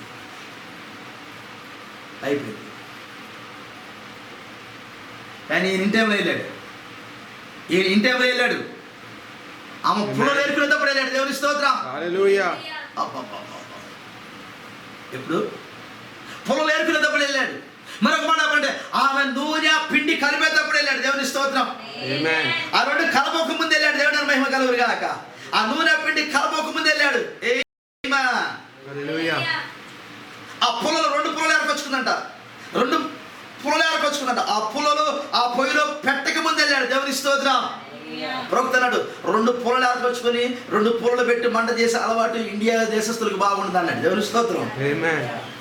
ఇండియాలో ఉన్న వాళ్ళు 2 పుల్లలు తీసుకొచ్చుకొని అటు పెట్టుకొని మంట చేస్తారట. అందుకని ఆయన ఇండియాలో చూశారంట ఇదంతా. కాబట్టి అది ఇండియా వాళ్ళు బాగా 2 పుల్లలు పెట్టి అలవాటు వాళ్ళకు ఉంది. వాళ్ళు కరెక్ట్గా మంట చేస్తారు అట్లా. అయితే ఆ సమయంలో ఆ 2 పుల్లలు తీసుకొచ్చింది. దేవుని స్తోత్రం. ప్రవక్త ఈ 2 పుల్లలు ఏవి కాదు కానీ కలవరి శిలువలో ఇది సిలువకు సాదృశ్యం అన్నాడు. కలవరి శిలువ సిలువకు సాదృశ్యం. ఆ సిలువ అనే ఆ మంట మీద ఆ నూనె ఆ పిండిని కలిపి పైన పెట్టింది. నూనె పరిశుద్ధాత్మ, పిండి దేవుని వాక్యము, ఆ 2 కలిపి అక్కడ పెట్టింది అన్నాడు. అబ్బో, నూనెను పిండిని, పిండి అనగా ప్రభువు యేసుక్రీస్తు వారు గింజగా ఉంటే ఆయన ఆహారం కాలేడు. గింజ నలగగొట్టబడింది అన్నాడు. ఎక్కడ నలగొట్టబడింది? కలవరి శిలువలో నలగగొట్టబడింది. ఆ గింజను పిండి చేశాడు అక్కడ ఆయన. ఆ తర్వాత నూనె పంపాడు ఆయన. దేవుని స్తోత్రం. ఇప్పుడు యేసుక్రీస్తు అనే ఆ గోధుమ పిండి ఆయన, ఆ పిండికి పరిశుద్ధాత్మను నూనె కలిపి ఇప్పుడు చేయమ్మ ఒక ముక్క అన్నాడు. ఆ ముక్కలో ఒక ముక్క నా బిడ్డకే ఉందయ్యా అన్నప్పుడు ఆయన అన్నాడు, నాకు కూడా కొంచెం ఆకలిగా ఉందమ్మా, అమ్మా కొంచెం మంచినీళ్ళు ఇస్తావా? చాలా దూరం నుంచి నడిచి వచ్చానమ్మా, అడవిలో నుంచి వచ్చాను. ఆ సంగతి ఆయనకే తెలుసు. ఎక్కడి నుంచి వచ్చాడో ఆమెకు తెలియదు. ఈయన అడవి నుంచి నడిచి వచ్చాడు. ఆయన మాట చెప్పగానే అడవిలో నీళ్ళన్నీ ఆ జలధారలన్నీ ఆగినాయి. ఎందుకంటే అడవి ఆ యొక్క ఓట ఆగింది. ఈయన మాట చెప్పగానే ప్రభువారు ఆ ఓట ఆగింది. మీరు ఆగండి, అక్కడికి వెళ్తున్నాడులే, అక్కడ నీళ్లు తాగుతాడు, అక్కడ ఆహారం ఉంది ఆయనకి, విధవరాలు పోషించింది. అక్కడికి వెళ్ళి చెప్పగానే అక్కడికి రాగానే ఆయన ఏమన్నాడు, అక్కడ నువ్వు వెళ్ళి అక్కడికి వెళ్ళు, నీకు ఆహారము ఇదిగో ఇక్కడ నుంచి నీకు ఆహారం పెట్టేదానికి అదిగో సారపత్ర ఒక విధవరాలు ఉంది, ఆమె నిన్ను పోషించింది. ఆయన పోషించడానికి కానీ ఎంత ఆనందం ఉండేది ఇప్పుడు అంటే ఎంత రెడీగా ఉంది. ఈ కావత అన్ని శుభ్రంగా పెట్టిద్ది అనుకుంటాయి. ఇంతకాలం నాకు ఏదో ఆ కాకులతో 2 పూటల ఆహారం ఉంది కాబట్టి ఇప్పుడు 3 పూటలు పెట్టిద్దాము. ఆమె రొట్టె మాంసం పెడుతుంది, ఇంకేమైనా కొంచెం ఏదైనా పిండి వంటలు చేసిద్దామో, ఏదో తినొచ్చు అక్కడ వెళ్తే. కాబట్టి ఆమె నన్ను పోషించింది అన్నాడు కదా. కాబట్టి ఈయన రెడీ అయ్యి వచ్చాడు. ముందు మంచినీళ్ళు అడిగాడు. అక్కడికి వెళ్ళగానే కొంచెం రొట్టె ముఖ్యమంటే ఆమంటుంది, అయ్యా యెహోవా జీవంతో నీ జీవంతో, నేను అర్థం చెప్పలేదు కానీ నిజమే చెప్తున్నాను, కొంచెమే పిండి ఉంది, కొంచెమే నూనె ఉంది, ఇది నా కొడుకు కోసమే పెట్టుకొని ఇది తిని చచ్చిపోదాం అనుకుంటున్నాను. అదేంది ప్రభువా, సమృద్ధి ఆహారం మీ దగ్గర ఉంది, నిన్ను పోషిద్దాను, ఏమైంది రొట్టె మొక్క ఒక్కటే ఉంటాను, నా కొడుకు ఒక్కడికే, నాకు ఇక తర్వాత నాకు లేదంటే లేదు, నువ్వేమో ఆమె పోషిస్తాను. నాకు ఇక్కడికి వచ్చి చూస్తేనేమో ఏమేమో కొద్దిగా పిండి అంటుంది, కొద్దిగా నూనె అంటుంది, ఈ ఒక్క మొక్కే అంటుంది, నా కొడుకేనయ్యా, నేను మారుకు నా కొడుకు పెట్టుకొని చచ్చిపోదాం అనుకుంటాను. మేము ఇదేం సిచ్యువేషన్ ఉంటుంది ఇక్కడ. కొంచెం నూనె, కొంచెం పిండి ఉందంటే ప్రభువా, అవును కొద్దిగా పిండే ఉంది, కొంచెం నూనె ఉంది.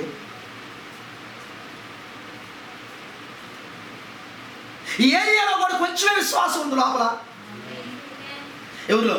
ఈ ఏరియాలో కూడా కొంచెం ఆవగింజ లోపల ఉంది. ఏరియాలో కూడా ఆయన అన్నాడు, అమ్మా సరే ఆ పిండిలో కొంచెం నాకు ముందు తీసుకురమ్మా అన్నాడు. ముందు నాకు కొంచెం తీసుకురమ్మా అన్నాడు. ఆ ఒక్క మాటేనంట. ఆమె దీవించబడటానికి ఆమె చేసిన పని ఏమన్నాడు ప్రవక్త ఏంటంటే ఆ ఒక్క మాట అన్నాడు, ముందుగా తీసుకొచ్చి ఆయన పెట్టిందట.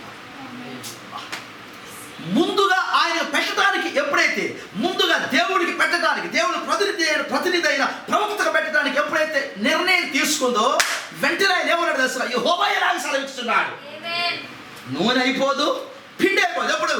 మరలా వర్షం పడిన దాకా నీ తొట్టులో పిండి అయిపోదు, నీ బుడ్డిలో నూనె అయిపోదని యెహోవా ఇలాగ సెలవిస్తున్నాడు అన్న మాట చెప్పి భయపడకు అన్న మాట. ఆమె పిండి రొట్టె ముక్క ఏకముందు ఈ మాట వచ్చింది. ఆ స్వరం ఎప్పుడైతే ఉందో దేవుని స్తోత్రం, వంట చేస్తా ఆనందిస్తుంది. ఎన్ని రోజుల నుంచి నేను ప్రార్థన చేస్తున్నా, రాత్రులు తరబడి ఈ స్వరం కోసమే. ఎన్ని రోజుల నుంచి నేను రాత్రులు నా బిడ్డలు పట్టుకుని నేను ఏడ్చి ప్రార్థన చేస్తున్నాను ఈ స్వరం కోసమే. ఎన్ని రోజుల నుంచి నా కడుపు కట్టుకొని ప్రార్థన చేస్తున్నాను నేను ఈ స్వరం కోసమే. ఆమె ఆ వంట చేస్తా, ప్రభువా నేను ఎంత ధన్యురాలను, నాకు ఈ స్వరం కోసం నేను ఎదురు చూస్తున్నాను, ఈ మాట కొరకు నేను ఎదురు చూస్తున్నాను అని ఎప్పుడైతే యెహోవా ఇలాగ చలవిస్తున్నాడని ఆయన బయట ఉండి క్యాకేశాడో, ఏమా ఇంకెళ్ళింది పొయ్యి దగ్గరికి, దాన్ని కలిపేసింది, తీసి ఆయనకి ఇచ్చేసింది. ఆ మాట యాక్సెప్ట్ చేసి ప్రవక్త పలికిన మాటను అంగీకరించి ఎప్పుడైతే మొట్టమొదటిసారిగా దేవుడికి వేసిందో అయిపోయింది. ఆయనకి వేసి మరలా వెళ్ళేసరికి పిండి పెరిగే ఉంది, నూనె పెరిగే ఉంది. దేవుని స్తోత్రం. ప్రవక్తకు పెట్టింది, ఆమెకి ఆ ఇంటి వారికి పెట్టింది. కొంచెం నూనె, కొంచెం పిండి. ఆ ఇంట్లో ఉన్నదా ఆవగింజ? ఎస్, ఉందా? ఉన్నదా? దేవాది దేవుడు ఎట్లుండు, ఎక్కడో ఆవగింజ ఆడినది ఎక్కడో ఉంది లోపల, కొద్దిగా కొంచెం ఆవగింజ ఎక్కడో ఉంటే అప్పుడప్పుడు మన డౌట్ వస్తూ ఉంటుంది, ఉన్నాడు దేవుడు నా దగ్గర ఉన్నాడు కదా. ఏమో ఎంత ప్రార్థన చేసినా సమాధానం రావట్లేదు, ఉన్నాడంటవా? అంతే కదా. చాలాసార్లు అంటే మనం ప్రార్థన చేసినప్పుడు మన ప్రార్థన జవాబులు రాదు. ఆ సమయంలో మీకు ఏమనిపిస్తుంది తెలిసిన? వామ్మో దేవుడు ఉన్నాడా అసలు ఇప్పుడు? అంతేనరా విలియం? దేవుడు ఉన్నాడా?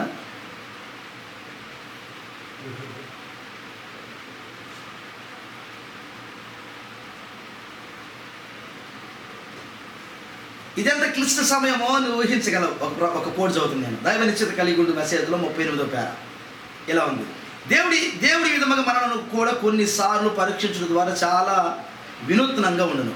దేవుడి పిల్లలను పరీక్షిస్తారంట. కొద్దిగా ఆవగింజంత విశ్వాసం ఉన్నా నీకు పరీక్ష జరిగింది.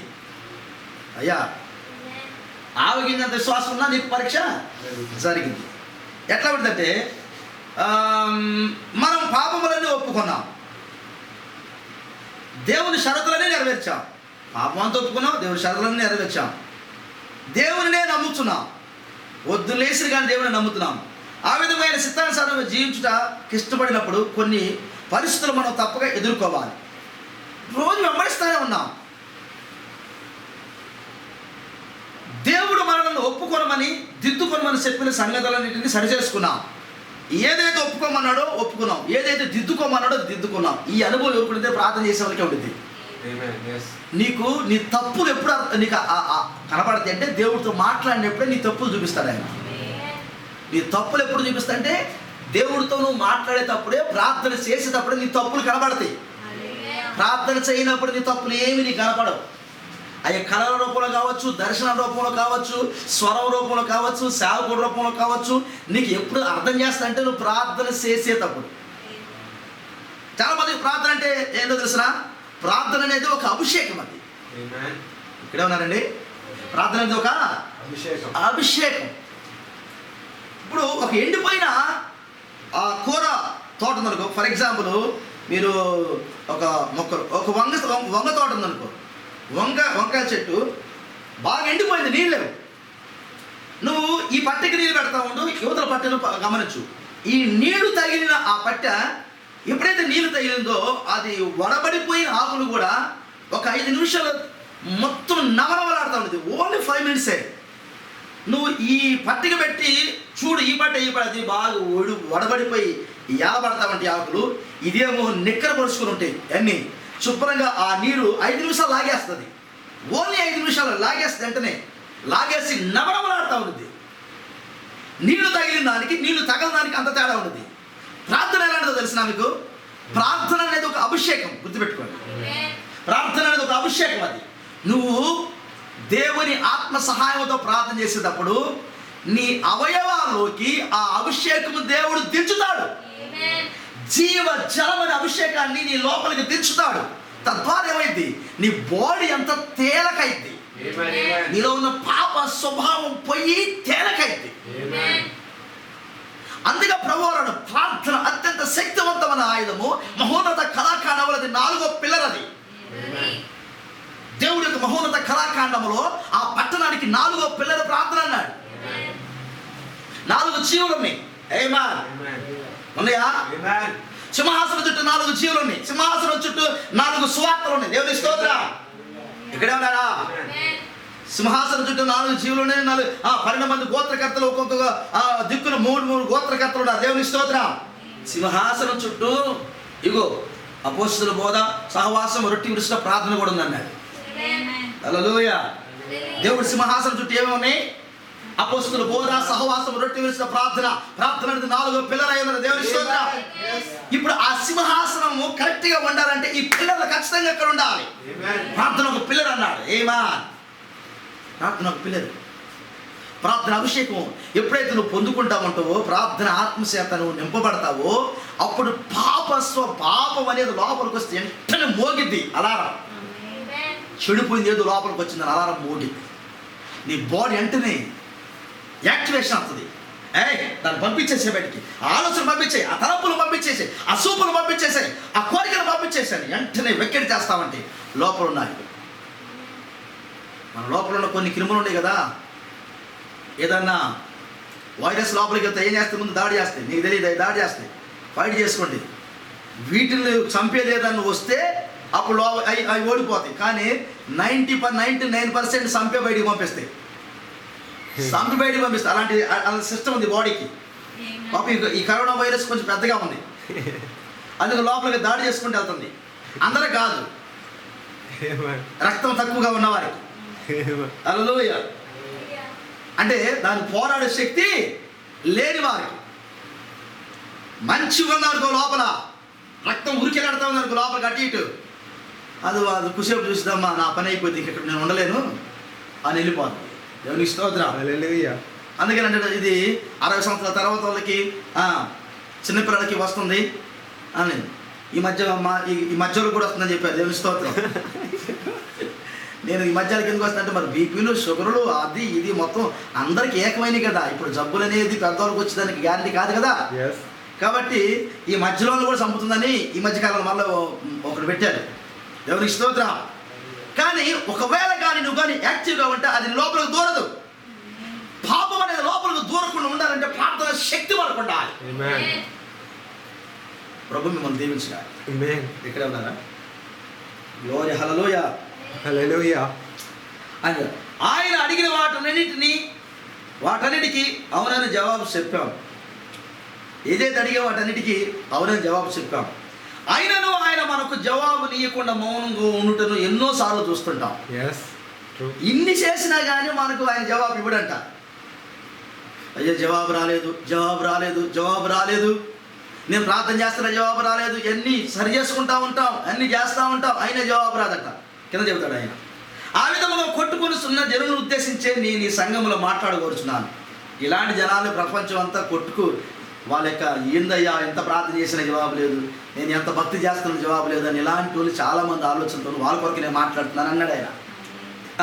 నా మట్టుకు నేనే ఆ పరిస్థితుల్లో అనేక పర్యాయములు ఉంటేని నేను వెనక్కి వెళ్ళి నేను కూడా అలాంటి స్థితిలో ఉన్నాను ప్రవక్త అన్నాడు. మీరే కాదు, ప్రార్థన జవాబులు రాక నేను కూడా ఉన్నాను చాలా సార్లు ఆ రీతిగా నేను కూడా ఆ పరిస్థితికి వెళ్ళాను నేను అన్నాడు. హల్లెలూయా. ఆయన అన్నాడు, నా మట్టుకు నేనే ఆ పరిస్థితులు అనేక పర్యాయములు ఉంటున్నాను నేను ఉంటిని. నేను వెనక్కి వెళ్ళి నా జీవితాన్ని, గతాన్ని మరొకసారి గుర్తు చేసుకొని నేను దాటిన ప్రతి మైలురాయిని వెతుక్కుంటూ పోతుండగా నాకు కనిపించని ప్రతి అవిధేయతను దేవుని ఎదుట ఒప్పుకొని, ప్రభువా ఇక రోజు సరిగ్గా ఉంటానని చెప్తాను. ఆయన వెనక్కి ఒకసారి నేను ఎక్కడ తప్పు చేశాను, నేను ప్రతి మైలురాయి దగ్గరికి వెళ్ళి, అంటే ఒకసారి వెనక్కి వెళ్ళి చూసుకున్నాను, ఎక్కడెక్కడ నేను తప్పు చేశాను, ఎక్కడ నిన్ను దుఃఖపెట్టాను, ఎక్కడ నీ మాట లేదు నేను, ఎక్కడ నేను ఈ సంవత్సరంలో తప్పు చేశాను, పోయిన సంవత్సరంలో తప్పు చేశాను నేను, ఎక్కడ నిన్ను పక్కన పెట్టాను ప్రభువా, ఎక్కడ నీ మాటకి నేను అవిధేయతగా ఉన్నాను. ఈ కొంచెం వెనక్కి వెళ్ళి అన్ని మైలురాళ్ళని దాటుకుంటూ వెళ్తే ఏదైనా కానీ అతని గమనాన్ని తీసుకుని, ఇది ఇక్కడ తప్పు చేశానయ్యా, ఇదిగో అయ్యా నేను చేయగలిగి చేయలేకపోయానయ్యా, ప్రార్థన చేయగలిగి చేయలేకపోయాను, నా పాపమేనయ్యా, చదవగలిగి నేను చదవలేకపోయాను, నా పాపమేనయ్యా, చేయగలిగి చేయలేకపోయినాయి చాలా పనులు, నా పాపమేనయ్యా, చాలా సమయాలు వృధా చేశానయ్యా, నా పాపమేనయ్యా అని ఆ మైలురాళ్ళ దగ్గరికి వెళ్ళి ఆయన వెతికి ఏదైనా అతని మనసుకి ఎంత దొరకని అక్కడ పాపం ఒప్పుకునేవాడంట. ఆయన నన్ను క్షమించి ఆయన ఒప్పుకునేవాడు. దేవుని స్తోత్రం.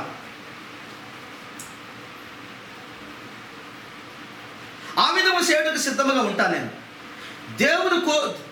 దేవుని కోరిన విధముగా అన్నీ నేను నెరవేర్చాను కాబట్టి ఇప్పుడు దేవుడు నాకు జవాబిస్తాడని తప్పకుండా నమ్మదును. అయినప్పటికీ ఆయన ఏమీ సరించకుండా జవాబైన స్థితిలో ఉంటే నేను అనుభవించాను. అప్పుడే నీవు ఆయన దేవుడని నమ్మాలి. ఏమీ చెందవద్దు. నీవు ఆ సమయంలో చేయవలసినది ఏమనగా నీ హృదయంలో దేవుని పట్ల నిశ్చిత కలిగి ఉండేది. ఆమేన్. ఒకవేళ కానీ నీకు అలాంటి సమయంలో జవాబు రాకపోయినా కంగారు పడకు. అప్పటికి కూడా దేవుడు నాతో ఉన్నాడని నమ్ము. ఒకవేళ ఏదన్నా అలాంటి సమయానికి దేవుడు నేను పంపచ్చు, ఇన్ని సరి చేసుకున్నా కానీ నిన్ను ప్రార్థన జవాబు రాకపోవచ్చు. కానీ అప్పుడు నువ్వేం చేయాలి తెలిసిన, అప్పటికి కూడా దైవ నిశ్చిత కలిగి ఉండు. అది ఏవు ప్రార్థన. అది ఏవు ప్రార్థన.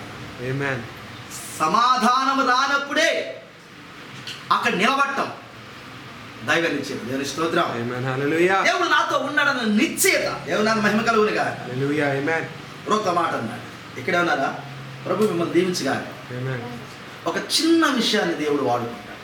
అయ్యా బైబిల్లో చాలా విషయాలను మనం చూసుకోవచ్చు, చాలా చిన్న విషయాలు. నాకు ఎప్పుడు ఆశ్చర్యం కలిగించేది తెలిసిన, ఒక చిన్న కళకు అర్థం చెబితే ప్రపంచానికి ఆయన గొప్ప వ్యక్తి అయిపోయాడు దానియేలు గారు. ఎంత కళకి?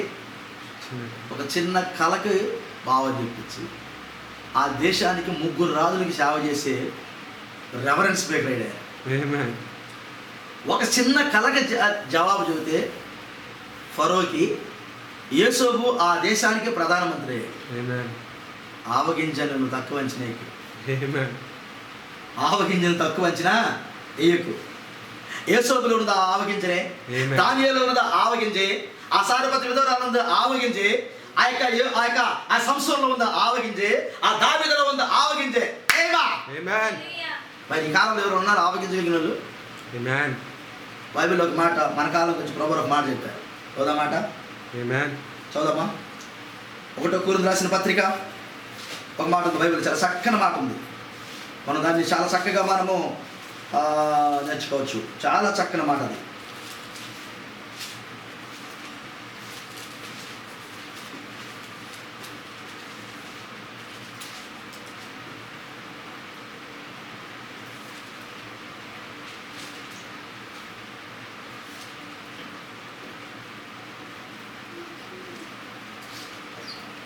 ఒకటవ అధ్యాయం 1 కొరింథీయులకు రాసిన పత్రిక 1వ అధ్యాయం 25వ వాక్యం చదువుతున్నాం.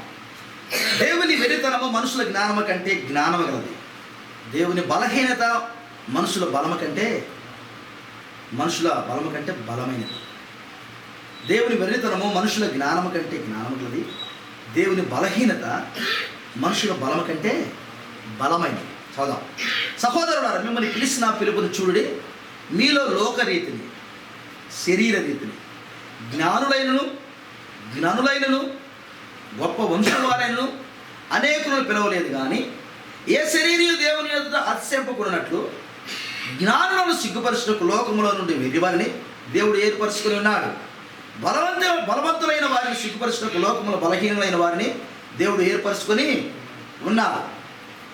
ఎన్నికైన వారిని వ్యర్థము చేయుటకు లోకములో నీచులైన వారిని, తృణీకరింపబడిన వారిని, ఎన్నికలైన వారిని దేవుడు ఏర్పరచుకొని ఉన్నాడు. అయితే ఆయన మూలముగా మీరు క్రీస్తు యేసునందున్నారు. ఆమేన్. ఈరోజు నువ్వు పిలవబడిన ఓ వధువ, వధు వృక్షంగా ఉండడానికి పిలవబడిన వధువు నువ్వు ఎక్కడున్నావు? క్రీస్తు యేసునందు ఉన్నావు. ఆ ఆవగింజ నీ లోపల ఉన్నది. ఆమేన్. నువ్వు ఆయన లోపల ఉన్నావు, ఆయన నీ లోపల ఉన్నాడు. ప్రభువైన యేసుక్రీస్తు వారే ఆ ఆవగింజ. దేవుని స్తోత్రం. ఆమేన్. ఎన్నిక లేని నీలో ఆ ఆవగింజ ఉన్నది. తృణీకరించబడిన నీలో ఆ ఆవగింజ ఉన్నది. నీచులైన మనలో ఆ ఆవగింజ ఉన్నది. ఆమేన్. నిజమేనా?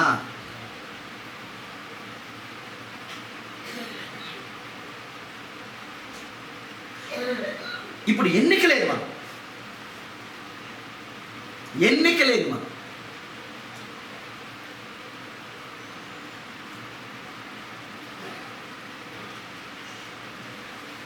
ఈ రోజున నా మాటలు ముగించబోతున్నాను.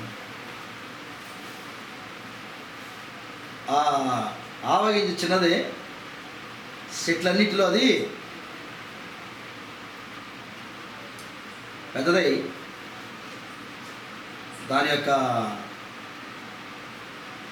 నీడన ఎవరు కూర్చున్నారట? ఆకాశ పక్షులు వచ్చి కూర్చున్నారు. అంతేనండి? ఆమేన్. ఆకాశ పక్షులు వచ్చి దాని నీడన కూర్చున్నారు. ఈ రోజున ఆ చెట్టు నీడన ఆకాశ పక్షులు కూర్చున్నారు.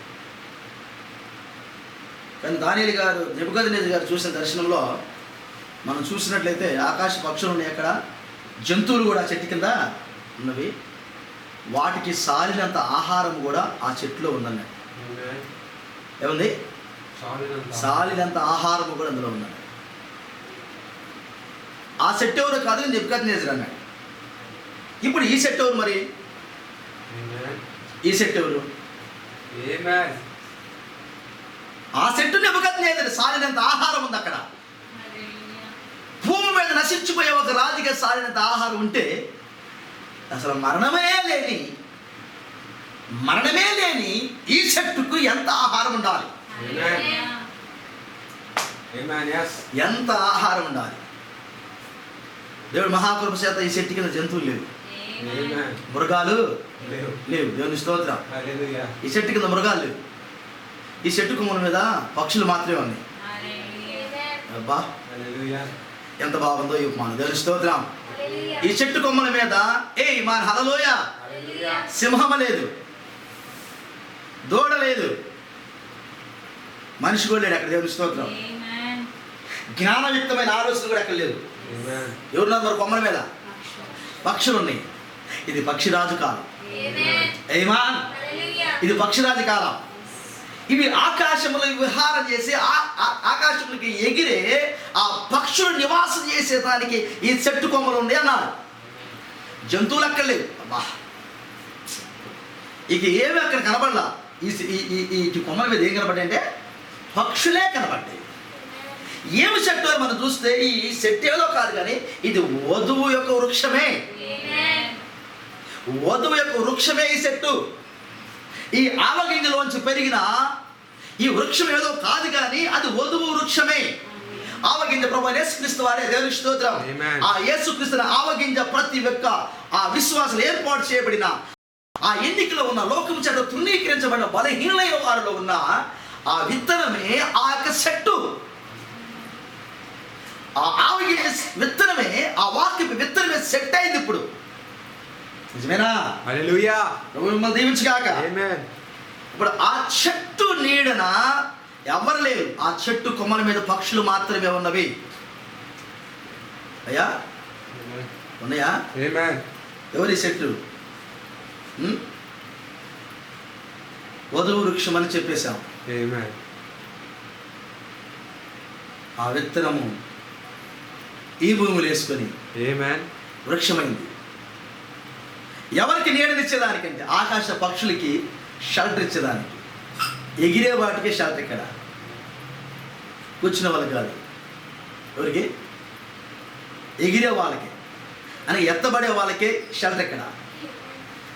ఈ వర్తమానం ఎవరికో తెలిసిన ఎత్తబడే వాళ్ళకి. ఒక ఎత్తబాటు లేనివాడైతే చూసి ఇది ఏంది, పైన వాటిని వెతికే మనసు అనడం లేదు. అర్థమవుతుందా? పక్షిరాజు అయితే ప్రోక్తన్నాడు, పక్షిరాజు అయితే అది ఎప్పుడు పైకే చూస్తూ ఉంది. ఎందుకంటే ఎత్తైన ప్రాంతానికి వెళ్ళి అది విహారము చేయాలి. ఎత్తైన ప్రాంతానికి వెళ్ళి ఎరను చూసింది, కిందది ఎత్తైన ప్రాంతానికి వెళ్ళింది. ఆమేన్. ఎత్తైన ప్రాంతం. తుఫాన్ వస్తాడు, తుఫానికి పైకి వెళ్ళింది. అంటే తుఫాన్ ఇరుక్కుంటే అది తుఫానికి పైకి వెళ్ళింది. అది ఎత్తైన ప్రాంతానికి వెళ్ళి కింద ఉన్న ఎరను చూసింది.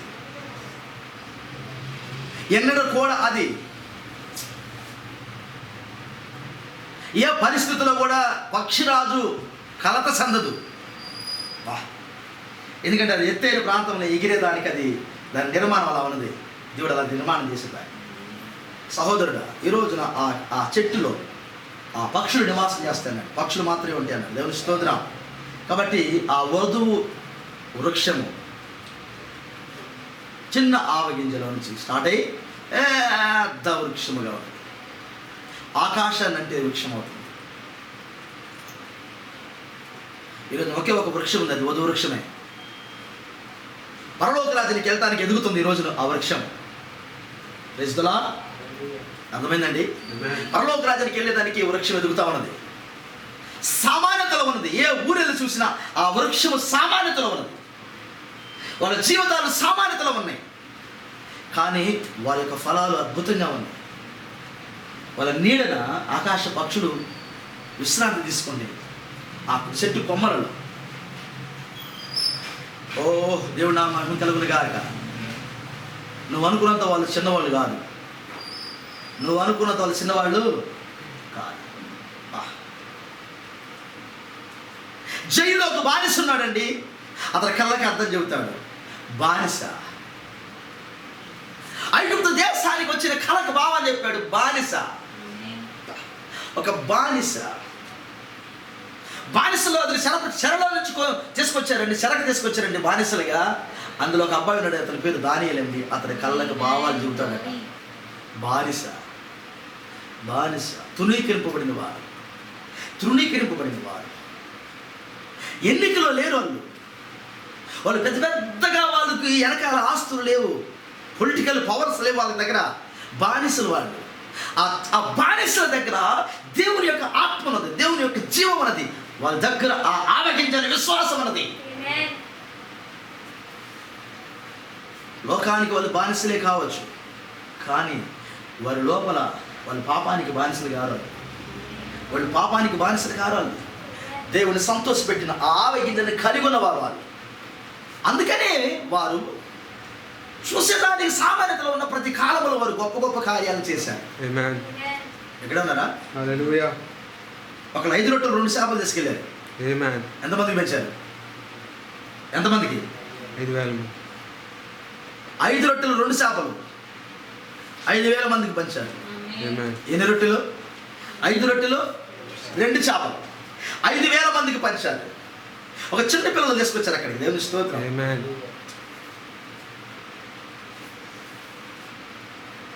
ప్రపంచాన్ని జయించిన జయశాలి అయిన ప్రభువైన యేసుక్రీస్తు వారు. ఒక ఎన్నిక లేని ఒక స్త్రీ, ఒక ఎన్నిక లేని పశువుల పాకలో పడుకొని ప్రపంచాన్ని ఓడించలేడు.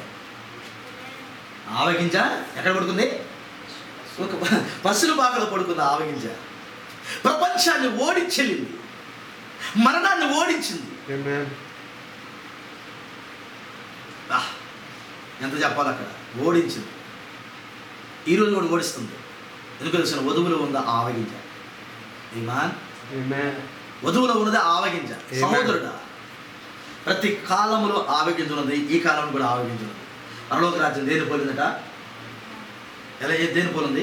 ఆవగింజ. పరలోక రాజ్యము ఒకడు తీసుకొని తన పొలంలో విత్తిన ఆవగింజను పోలి ఉంది. విత్తిన ఆవగింజను పోలి ఉంది, చేతులు పట్టుకున్నది కాదు. ఆవగింజ తీసుకెళ్ళి పొలంలో విత్తాడు. విత్తితేనే నమ్మకం కలిగిద్ది, మొలకు వస్తుంది, పంట వస్తుందని. విత్తకుండా పైరేయాలంటే ఇంక నువ్వు ఎప్పుడు పైరేయలేవు. విత్తినవారని చెప్పు, నాకు మారు మనసు పొందినవారని చెప్పు, తీర్మానం తీసుకునేవారని చెప్పు, బాప్తిసం తీసుకునేవారని చెప్పు. పాస్టర్ గారు రేపు పొద్దున బాప్తిసం తీసుకుంటాను పాస్టర్ గారు, నేను వచ్చే సంవత్సరం తీసుకుంటాను, వచ్చే సంవత్సరం తీసుకుంటాను, డేట్లు ఫిక్స్ చేయకు. నువ్వు తీసుకోవు, లోపలికి రావు. ఇప్పుడు ఆయన ఏమన్నాడు? విత్తనాన్ని పోలి ఉన్నదంట.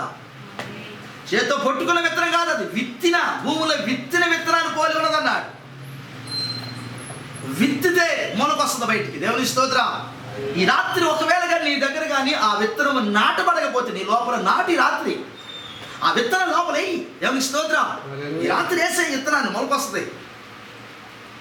ఆ ఆవగింజ అనే దేవుని వాక్యమని ఆ యేసుక్రీస్తు అనే విత్తనాన్ని నీ లోపల ఈ రాత్రి మొలకొస్తుంది. ఒకవేళ కానీ వేయిస్తే అప్పుడు పరలోక రాజ్యాన్ని పోలి ఉంది. అప్పుడు పరలోక రాజ్యాన్ని నువ్వు పోలి ఉన్నావు.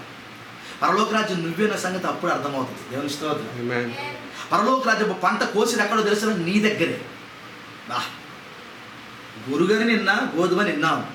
గోధుమలు ఏ పంట కొయ్యాలి? గోధుమలే కొయ్యాలి. ఏం గోధుమది? వాక్యపు గోధుమ. ఏం పంట కొయ్యాలి? వాక్యాన్నే కొయ్యాలి. నూరంతల ఫలాన్ని అవమానం నేర్చుకున్నాం. నూరంతల ఫలాన్ని ఎక్కడ కొయ్యాలి? నీ దగ్గర కొయ్యాలి. ఇప్పుడు ప్రపంచాన్ని జయించే, ప్రపంచానికి సరిపడే ఆహారం కలిగిన చెట్టు నీవు. సమృద్ధి కలిగిన ఆహారం కలిగిన చెట్టు. వధు వృక్షం అంటే తెలిసిన సమృద్ధి కలిగిన ఆహారం. ప్రపంచంలో ఉన్న అందరికీ ఆహారం. ఇంట్లో కూర్చొని ఇప్పుడు ప్రపంచం కొరకు ప్రార్థన చేసి వాళ్ళ విడుదల కొరకు నువ్వు కన్నీరు కార్చి ప్రభు దగ్గర ప్రభు సహాయం వాళ్ళకి అందించవచ్చు. అది నీ డ్యూటీ. ఇంట్లో పడుకోగాకండి, సోమరులుగా చేపలు తెచ్చుకుంటారు. పడుకోగాకండి, ప్రార్థన చేయండి. దేవుడి చిత్తం ప్రార్థన చేయటం దేవుడి చిత్తం. పడుకోవడం దేవుడి చిత్తం కాదు. ప్రార్థన చేయి, గంటల తరబడి నీకు సమయంలో ప్రార్థన చేయి, బైబిల్ చదువు, ఆత్మనార్పకు వ్యర్థమైన వాటిన్నింటికి సమయాన్ని ఇచ్చి దేవుడికి ప్రార్థనగా దేవుడే చూసుకుని ఎట్టది నువ్వు ఓడిపోయావని అర్థం. అది దేవుడికి ప్రార్థన సమయం ఇవ్వకుండా అంత దేవుడే చూసుకుంటానంటే ఓడిపోయావని అర్థం. అది దేవుడు బిడ్డలు ఆత్మ మంటగలి. దేవుని స్తోత్రం. ఎట్లా ఉండాలి? మంటగలి. మంట కలిగి ఉండాలి. మాట ఈ మాట చదివిన ప్రార్థన చేస్తాను. మంట లేకపోతే నీ జీవితంలో కృప కలిగిన దేవుని మహిమ కలుగునుగా.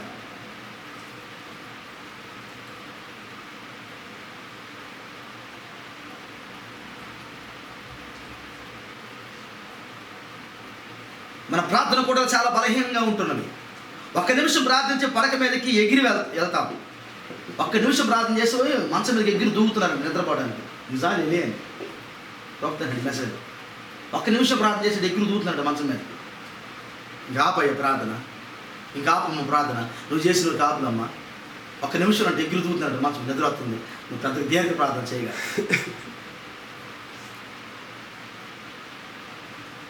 అదైనా రోజుకి 1-2 సార్లు మాత్రమే. ఒక్క నిమిషం కూడా. ఎన్నిసార్లు? రోజు 1-2 సార్లు చూసి ఎగిరి దూకుతున్నాడు, మంచం మీద దూకుతున్నానంట. ఇంకోసారి ఇంకా ఆపులేదు. దేవుని స్తోత్రం. అందుకే మనమంతా దోషం. అబ్బా, ప్రార్థన చేయనందుకు మనం దోషం. ప్రార్థన అందుకే మనమంతా దోషం.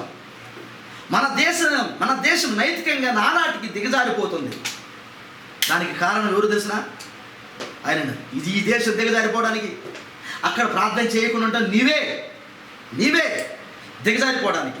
మనకు బిలిగ్రహంలో ఓరలు రాబట్టున్నారు, ఎక్కడ చూసిన వారే. కానీ ఈ దేశ ప్రజల హృదయాల్లో సజీవ దేవుని వైపు తిరగవలన తృష్ణ ఉద్భవించే వరకు మనం ఎండమావుల వలె ఉంటాం. సజీవానుభవం కావాలి, సజీవమైన అనుభవం కావాలి. దేవుని స్తోత్రం. సజీవ దేవుని యందు మరణించని విశ్వాసం మనకు వచ్చే వరకు, మనం శాపగ్రస్తులమే. సజీవమైన మరణం, చనిపోని ఆయన అంటున్నాడు. ఆ చనిపోని సజీవ దేవుని యందు మరణించని విశ్వాసం మనకి వచ్చేంత వరకు మనం శాపగ్రస్తులమే. ఇప్పుడు సంఘానికి ఏమి ఇవ్వాలి, సంఘానికి ఏమి నేర్పాలి, మరణించని విశ్వాసాన్ని చూపించాలి. ఇది సహోదరుడు నిలబడు. పాస్టర్ గారు నా పరిస్థితి అయిపోతుంది, బ్రదర్ నా పరిస్థితి అయిపోతుంది, నాకు ఇది భయం అవుతుంది, నాకు భయం అవుతుందంటే ఆ సమయంలో మనం నిలబడి, అతను నిలబడు, దేవుడు నిన్ను దీవిస్తాడు, నిలబడు, దేవుడు వాక్యం కొరకని నిలబెట్టే విశ్వాసం నీకు ఉండాలి. మరణించిన విశ్వాసం నువ్వు కలిగి ఉండాలి. అది లేకపోతే నువ్వు శాపగ్రస్తుడు అన్నాడు ఆయన. అలాంటి విశ్వాసాన్ని నువ్వు చూపించకపోతే, నీ పిల్లలకు నువ్వు చూపించలేకపోతే, ఇతరులకు నువ్వు అందించలేకపోతే నువ్వు శాపగ్రస్తుడు అన్నాడు. ఏదో ఒకట్లా సత్య చెప్తాం, బతుకుదాం కాదు అది కాదు. దాన్ని ఆ మాట మాట్లాడటానికి కాదు దేవుడు మన ఇక్కడ పంపింది. స్తోత్రం. మరి ఏ మాట మాట్లాడటానికి దేవుడు ఇక్కడ మనం పంపింది దేనికోసం అంటే మనం సజీవుగా, విశ్వాసాన్ని సజీవుగా ఉండటానికి దేవుడు మనం పంపాడు. ఆవగింజ నీ లోపల ఎందుకు పెట్టాడు తెలిసిన, అదాన్ని రాజీ పడదు. ఆవగింజని ఎవ్వడు కూడా దాన్ని హైబ్రిడ్ చేయలేడు. ఆవగింజ నువ్వు అనుకున్నట్టు చిన్న మొక్క అనుకోడు, కాదు అది ఎదిగిద్ది. అది పెద్ద సెట్ అవుతుంది. దేవుని స్తోత్రం. వారిలో ఒంటరైన వారు 10,000 మంది అవుతారు. వాళ్ళు ఎందుకు కొద్ది మంది కొంత మనం చూస్తే ఇంతమంది అయ్యారు. అదే మరి ఆవగింజ అంటే. ఆవగింజ మన దగ్గర ఉంటే, ఆవగింజ ఈ రాత్రి మన దగ్గర ఉంటే, ఆ యేసుక్రీస్తు మన దగ్గర ఉంటే, మన కొద్ది మంది ఉన్న విస్తరిస్తాం. దేవుని స్తోత్రం. హల్లెలూయా. ఈ రాత్రి ఆవగింజ లోపల పరలోక రాజ్యం కోరిన ఆవగింజ, ఆ చెట్టు, అవధు వృక్షం నువ్వే కదా. ఈ రాత్రి మరి నీ విశ్వాస జీవితం, నీ ప్రార్థనా జీవితం ఎలా ఉంది? ఈ రాత్రి ప్రభుకి దగ్గరకు ఉన్నదా, దూరంగా ఉన్నదా? ప్రభువుకి విశ్వాసాన్ని, ఆ సజీవమైన విశ్వాసాన్ని చూపించే జీవితమా, లేకపోతే సంపే జీవితమా, శాపగ్రస్తమైన జీవితమా? నువ్వు ఏదో ఒకటి కలిగి ఉంటావు. కాబట్టి సంఘం ఈ రాత్రి దేవుడు వాక్యానికి లోబడండి. వాక్యానికి లోబడిన వారు ఒకవేళ ఎవరి దగ్గరనే ఆవగింజ లేకపోతే ఈ రాత్రి తీసుకోండి. ఆవగింజ ప్రభువుని యేసుక్రీస్తే విత్తనం దేవుని వాక్యమే. ఆవగింజను తీసుకోండి, ఫలించండి. నువ్వు సామాన్యతలో ఉన్నా, ఎన్నికలు లేకుండా ఉన్నా, నీకు ఏమి లేకపోయినా, నువ్వు గుడిసెలో ఉంటున్నా, నీకు ఇల్లు లేకపోయినా, అద్దెంట్లో ఉంటున్నా పర్వాలేదు. ఈ ఆవగింజనైతే కలిగి ఉండు. ఈ పరిపూర్ణమైన వాక్యానైతే, ఈ కాలపు వర్తమానాన్ని కలిగి ఉండు. నువ్వు సామాన్యతలో ఉన్నా, ఏ ఎన్నికలు లేకపోయినా హెచ్చించే దేవుడు, నీ ప్రార్థనా జీవితం ద్వారా ప్రపంచానికి పరిచయం చేసే దేవుడు ఉన్నాడు. హల్లెలూయా. సంసోనును పరిచయం చేసిన దేవుడు, దావీదును పరిచయం చేసిన దేవుడు, గొర్రెలు కాసుకున్న దావీదును రాజుని ఎట్ట చేశాడు ఆయన? ఒక్క మాట. ఐగుప్తు దేశానికి ప్రధానమంత్రి ఎట్ట చేశాడు? ఒక్క కలే. ప్రపంచం ఏలుతున్న నెబుకద్నెజరుకి ఎట్ట స్నేహితుడయ్యాడు? ఒక్క కలే. దేవుని స్తోత్రం. ఈరోజు చిన్న వాక్యాన్ని కలిగి నువ్వు ఈరోజు ప్రపంచంలో, ఈ ప్రపంచం మునిగిపోబోతుంది. ఈ ప్రపంచం అగ్నితో కాల్చబడబోతుంది. నోవాహు దినాల్లో నీటితో బాప్తిసం, యేసుక్రీస్తు కాలంలో రక్తంతో తడిసినది. అక్కడ నుంచి 2000 సంవత్సరాలు ఆయన భక్తుల రక్తం ద్వారా పూర్తిగా తడిసిపోయింది. ఏమాన్. ఇప్పుడు అగ్ని కోసం ఎదురు చూస్తా ఉన్నాం. అగ్ని బాప్తిసం కొరకు ఎదురు చూస్తుంది. ఎందుకు తెలిసిన? ఆయన పిల్లలు. ఎవరు? ఆయన యొక్క విత్తనాన్ని కలిగి ఉన్న పిల్లలు ఇది 1000 ఏళ్ల పరిపాలనకి ఇక్కడ తిరగబోతా ఉన్నారు. ఒకవేళ ఈ రాత్రి వాక్యాన్ని అంగీకరిస్తే ఆయనతో పాటు కలిసి ఇక్కడికి వస్తాం. దేవునికి స్తోత్రం. ఆయన భార్య కలిసి తిరిగేదానికి ఈ 1000 ఏళ్ల పరిపాలనకి భూమి అంతా రెడీ కాబోతుంది, శుద్ధి చేయబడబోతున్నది. సహోదరుడా, ఒకవేళ కానీ అలాంటి ఆశ నీకుంటే ఈ రాత్రి దేవుడు వాక్యానికి లోబడు. వారు మనసు పొందు, పాప క్షమాపణ నిమిత్తం ప్రభువైన యేసుక్రీస్తు నామములో బాప్తిసం పొందు, పరిశుద్ధాత్మ చేత నింపబడు. ప్రభు మిమ్మల్ని దీవించుగాక. ఈ రాత్రి దైవ నిశ్చిత కలిగి ఉండు. ఈ రాత్రి ఆ చెట్టులో భాగం నేనే. ఆవగింజ నా లోపల ఉందన్న నిశ్చితని కలిగి ఉంటే నువ్వు ధన్యుడివే. ఈ రాత్రి ఒకవేళ లేకపోతే ఆవగింజ, ప్రభువైన యేసుక్రీస్తు ఆవగింజ నమ్ముదామా? పరలోక రాజ్యానికి సిద్ధపడదాం. రాత్రి పూర్తిగా నీ జీవితాన్ని దేవుడికి అప్పగించుకో. యేసుక్రీస్తు ఆఖరికి సిద్ధపడు.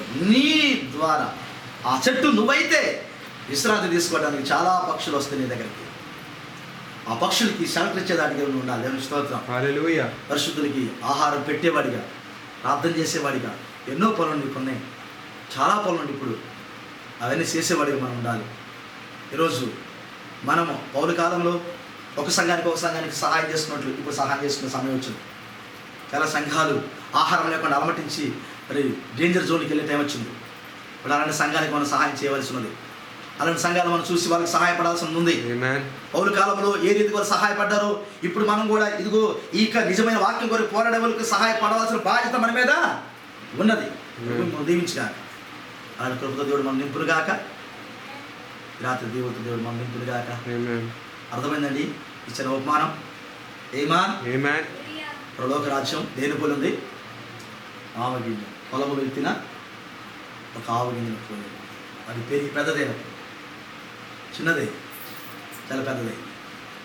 నువ్వు చూసేదానికి చిన్నవాడివి, ఏదో ఒక అద్దెంట్లో ఎక్కడ బతుకుతున్నావు. కానీ పరలోక రాజ్య పట్టణంలో ఆయన పక్కన కూర్చోండబోతున్నావు. ఎక్కడ?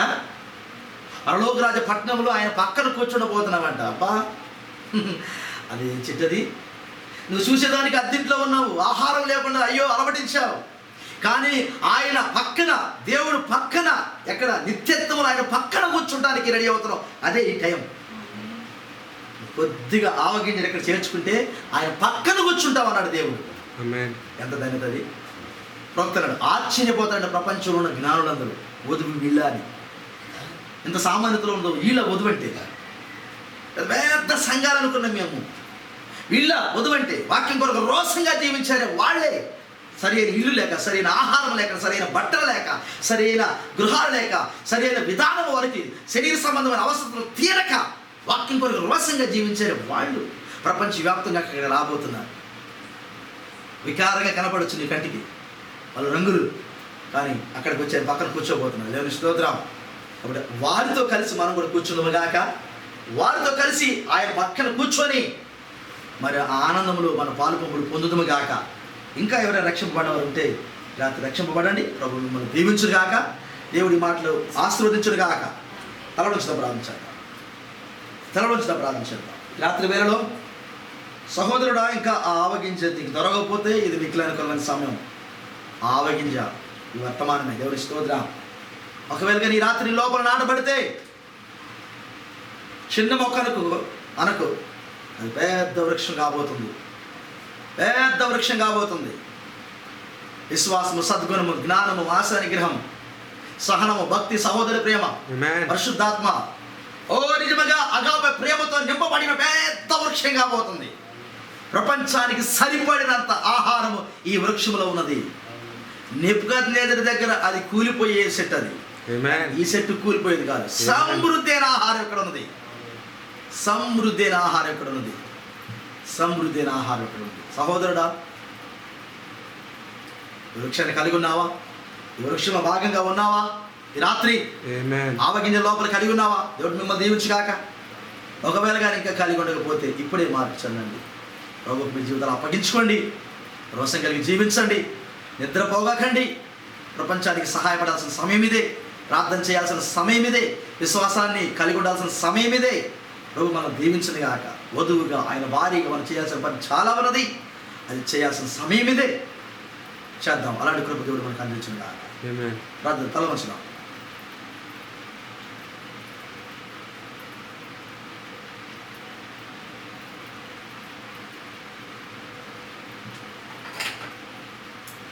తల వంచుదాం. నమ్మదగిన యేసయ్య స్తుతి స్తోత్రములు. ఈ రాత్రి వేళ నైనా మత్తయి రాసిన సువార్త 11వ అధ్యాయం నైనా 30, 31, 32 వచనాల్లో ప్రభువు ఉన్న ఆ యొక్క ఉపమానాన్ని, పరలోక రాజ్యం, ఒక మనుషుడు పొలంలో విత్తిన ఆవగింజను పోలి ఉన్నది. ప్రభువా, అది చిన్న విత్తనమే కానీ కూరమొక్కలన్నిటికీ పెద్దదై, ప్రభువా, ఆకాశ పక్షులకు షెల్టర్ ఇచ్చే, స్థలం ఇచ్చే అంత పెద్ద చెట్టుకునని ప్రభు మేము విన్నాం. సామాన్యతలోంచి నీ పిల్లలు ఎంత గొప్పవారు అవుతారో, సామాన్యతలు నీ పిల్లలను ప్రభు ప్రతి కాలంలో ఎలా వాడుకున్నావో, సామాన్యతలో ఉన్నవారు ప్రభువ మీరు కూడా సామాన్యతలోకి వచ్చి ప్రభువ ప్రపంచానికి ప్రభువ ఎంత మేలు చేశారు. నీ పిల్లలు ప్రతి కాలంలో సామాన్యతలో ఉండి ప్రభు ప్రపంచానికి మేలు చేశారు. అందుకే ముద్రలు లిప్పే ముందుగా ప్రభువ మీరు సామాన్యతల వర్తమానం చెప్పారు ప్రభువ. కారణము ఎందుకంటే దేవుడి కార్యాలన్నీ సామాన్యతలో ఉన్నాయి. ఆ ఆవగింజ ఏ రీతిగా చిన్నగా ఉన్నదో దేవుడి కార్యాలన్నీ కూడా అంత తగ్గింపులో ఉన్నాయి అని ప్రభువా నువ్వు మాట్లాడినందుకు స్తోత్రములు. తను తాను తగ్గించుకునేవాడే హెచ్చించబడతాడని చెప్పావు ప్రభువా. నా తన తగ్గింపులోని సమస్త ఆశీర్వాదాలు, సమస్త దీవెనలు ప్రభువా మా ప్రతి అవసరత దొరికే స్థలము తగ్గింపని ప్రభువా, అది సామాన్యతని మేము నేర్చుకున్నాం ప్రభువా. తప్పగానైనా ఈ పిల్లలందరూ సామాన్యతలు ఆవగింజని కలిగి లోకాన్ని మేము మెప్పించలేకపోయినా నాయన సృష్టికర్తని నిన్ను మెప్పిస్తూ ప్రతిదినం నిన్ను సంతోషపెట్టుతూ ప్రభువా, ప్రతిరోజు ప్రభువా నీ పాదాల కాడ గడుపుతూ తండ్రి ఆవుల గట్టుకు సిద్ధపడే కృప నీ పిల్లలందరికీ దయచేయం. ఇంకా రావాల్సిన పక్షిరాజులు, బయటికి రావాల్సిన పక్షిరాజులు ఏమన్నా ఉన్నట్లయితే అవి బయటకు వచ్చి ప్రభువా, ఓ ప్రభువా ఆ వధు వృక్షం కొమ్మల మీద ప్రభువా అవి నిలబడునుగా నాయన, సేద తీర్చుకోనుగా ప్రభువా, అట్టి దేవుని దయచేయమని ప్రభువా. తండ్రి కూడిన మమ్మల్ని అందరూ దీవించమని, చాలా మంది పిల్లలను దీవించమని, మా సంఘ పిల్లలందరినీ దీవించమని, ఈ లాక్డౌన్లో ప్రభు వారి గృహాల్లో ఉండి ప్రభు వర్తమానం వింటుండగా ప్రభు నీ పిల్లలకి దీవెన దయచేయము, ఆరోగ్యాలు దయచేయము, ఆరు అవసరాలు తీర్చము ప్రభు. దశభాగాలు తీస్తున్న పిల్లలకి నాయన నిత్యముగా రెట్టింపు ఆశీర్వాదాలు ప్రభు. ఆకాశ వాకిలిప్పి పట్టడానికి దీవెనలు కొమ్మరించు ప్రభువ. నా తన నిత్యముగా ప్రభు నాయన, ఇంకా నాయన అయా రక్షణ లేని వారికి రక్షణ, సిద్ధపాటు లేని వారికి సిద్ధపాటు. ఈ రాత్రి ప్రభువ నాయన ఆ ఆవు గింజని విత్తనాన్ని లోపల పెట్టుకోవడానికి ప్రభువ నీ పిల్లలకు సమృద్ధి దీవెన దయచేయి. ఈ లైవ్లో ఏంటంటే ప్రతి బిడ్డను ప్రభువ ఇంకా మార్పు చెందవారంటూ మార్పు చెందు కృప. ఈ కాలపు వర్తమానం తెలుసుకొని ఈ కాలపు ప్రవక్తను ప్రభు, అపోస్తుల బోధ క్రమమును ప్రభు, అపోస్తుల బోధ సహవాసం రొట్టె విరిసిన ప్రార్థన ఎడతెగక ఆత్మను ఆర్పక ప్రభువ. నా తన నిత్యముగా ప్రభు నాయన నీ చేతిలో పనిముట్లే ప్రభు ఎత్తబాటుకు సిద్ధపడే కృప బిడ్డలకు దయచేయము, దీవించమని ప్రభువ. ఈ మాటల ద్వారా మమ్మల్ని ఆదరించినందుకు నీ పాదాలు స్తుతిస్తూ యేసుక్రీస్తును మీ ప్రశస్త నామములో ప్రార్థించడానికి వచ్చున్నాము తండ్రి, ఆమేన్. మన తండ్రి అయిన ప్రభు యేసుక్రీస్తు కృప సమాధానం తలవంచిన వరకు రాళ్ళపని పిల్లలకు సకల పరిశుద్ధులకు ఈ లైవ్లో ఉంటున్న పిల్లలకు ఆయన కృప సదాకాలము తోడే నడిపించునుగాక. ఆమేన్, ఆమేన్. షలోమ్. ప్రభు మిమ్మల్ని దీవించుగాక. సంగమా ప్రార్థన చేయండి. మరి కొంత కొన్ని యొక్క హెచ్చరికలు ఏంటంటే, చాలా ఈ లాక్డౌన్ సమయంలో చాలా సంఘాలకు, చిన్న చిన్న సంఘాలకు చాలా ఆహారం లేని పరిస్థితి అయింది. చిన్న చిన్న సాగుకులకు సంఘాలకు, అలాంటి సంఘాలకు కొంచెం మనం సహాయపడాల్సిన సమయం ఉంది ఇప్పుడు. మరి ప్రార్థన చేయండి. కొన్ని సంఘాలకు మనం సహాయపడాల్సిన పని ఉంది. దేవుడి సిద్ధమైతే మనం సహాయపడదాం. తలా కొంచెము వాళ్ళకి ఆహారం పంపితే కొద్దిగా ఈ సమయంలో వారు ప్రార్థన చేసి విశ్వాసంలో మరి ముందుకెళ్ళడానికి అవకాశం ఉంది. కాబట్టి ప్రార్థన చేయండి. విషయంలో కొన్ని సంఘాలకు సహాయపడాల్సిన అవసరం ఉంది. పౌరు కాలంలో సహాయపడినట్లు ఈ విషయాన్ని మీరు గమనించండి. వాస్తవంగా అయితే మరి ఒక ఏదైనా గ్రామానికి మనము మన సంఘం తరపున కొంచెం సహాయపడదామని ఆలోచన చేశాం. అది ఇంకా ముందుకు వెళ్ళలేదు. మరి దాన్ని మీ దగ్గరికి తీసుకొస్తాం. ప్రార్థన చేయండి ఆ విషయంలో. తప్పక మరి లేని సమయంలో ఇంకొక నెల 2 నెలలు కానీ లాక్డౌన్ అంటే ఆహారం లేక చాలామంది ఇబ్బంది పడవచ్చు. అందరికీ మనం పెట్టలేకపోయిన తండ్రి మన తండ్రి అందరికీ పెడతాడు. మన వంతుగా మానవ సహాయము చేయవలసిన బాధ్యత మనకున్నది. ఆ విషయంలో మనం ముందుకు వెళ్ళాలనుకున్నాం. ప్రార్థన చేయండి ఆ విషయంలో. దేవుడు సిద్ధమైతే విషయాలు మీ దగ్గరికి వస్తాయి. మరి ఆ యొక్క గొప్ప పనిలో లేక ఆ దేవుని పిల్లలకి సహాయపడే విషయంలో దాతృత్వం కలిగి, మంచి మనసు కలిగి మరి మీరు ముందుకు రావాలని కూడా మేము మనవి చేస్తున్నాను. మరి దేవుడి సిద్ధమైతే తర్వాత నేను ఫోన్లో మాట్లాడతాను మీతో. ప్రభువుని దీవించుగాక. ప్రార్థన చేయండి. ఉపవాస ప్రార్థన ఈరోజు 5 రోజుకి అయిపోయింది. రేపు కూడా మనకు ఉపవాస ప్రార్థన ఉంది. ఉపవాస ప్రార్థన చేయండి. మరి ఎల్లుండి కూడా మనకున్నది. మరి ఈ వారం అంతా పెట్టుకున్నాం కాబట్టి ఉపవాస ప్రార్థన పాల్గొనండి. త్వరగా మనకి లాక్డౌన్ తీసేసేలాగా వధువు ప్రార్థన ఖచ్చితంగా చేయాలి. వధువు భారమైన ప్రార్థన చేస్తేనే కానీ మరి ఈ పరిస్థితుల్లో మనం బయటికి రాము. మనం కూడుకొని ఇంకా మన విశ్వాసంలో పురుకొల్పబడి రాక సిద్ధపడడానికి సమయం ఇది సిద్ధపాటే. కాబట్టి నెగ్లెక్ట్ చేయొద్దు. చక్కగా సిద్ధపడండి. దేవుడు మిమ్మల్ని దీవించుగాక. షలోమ్.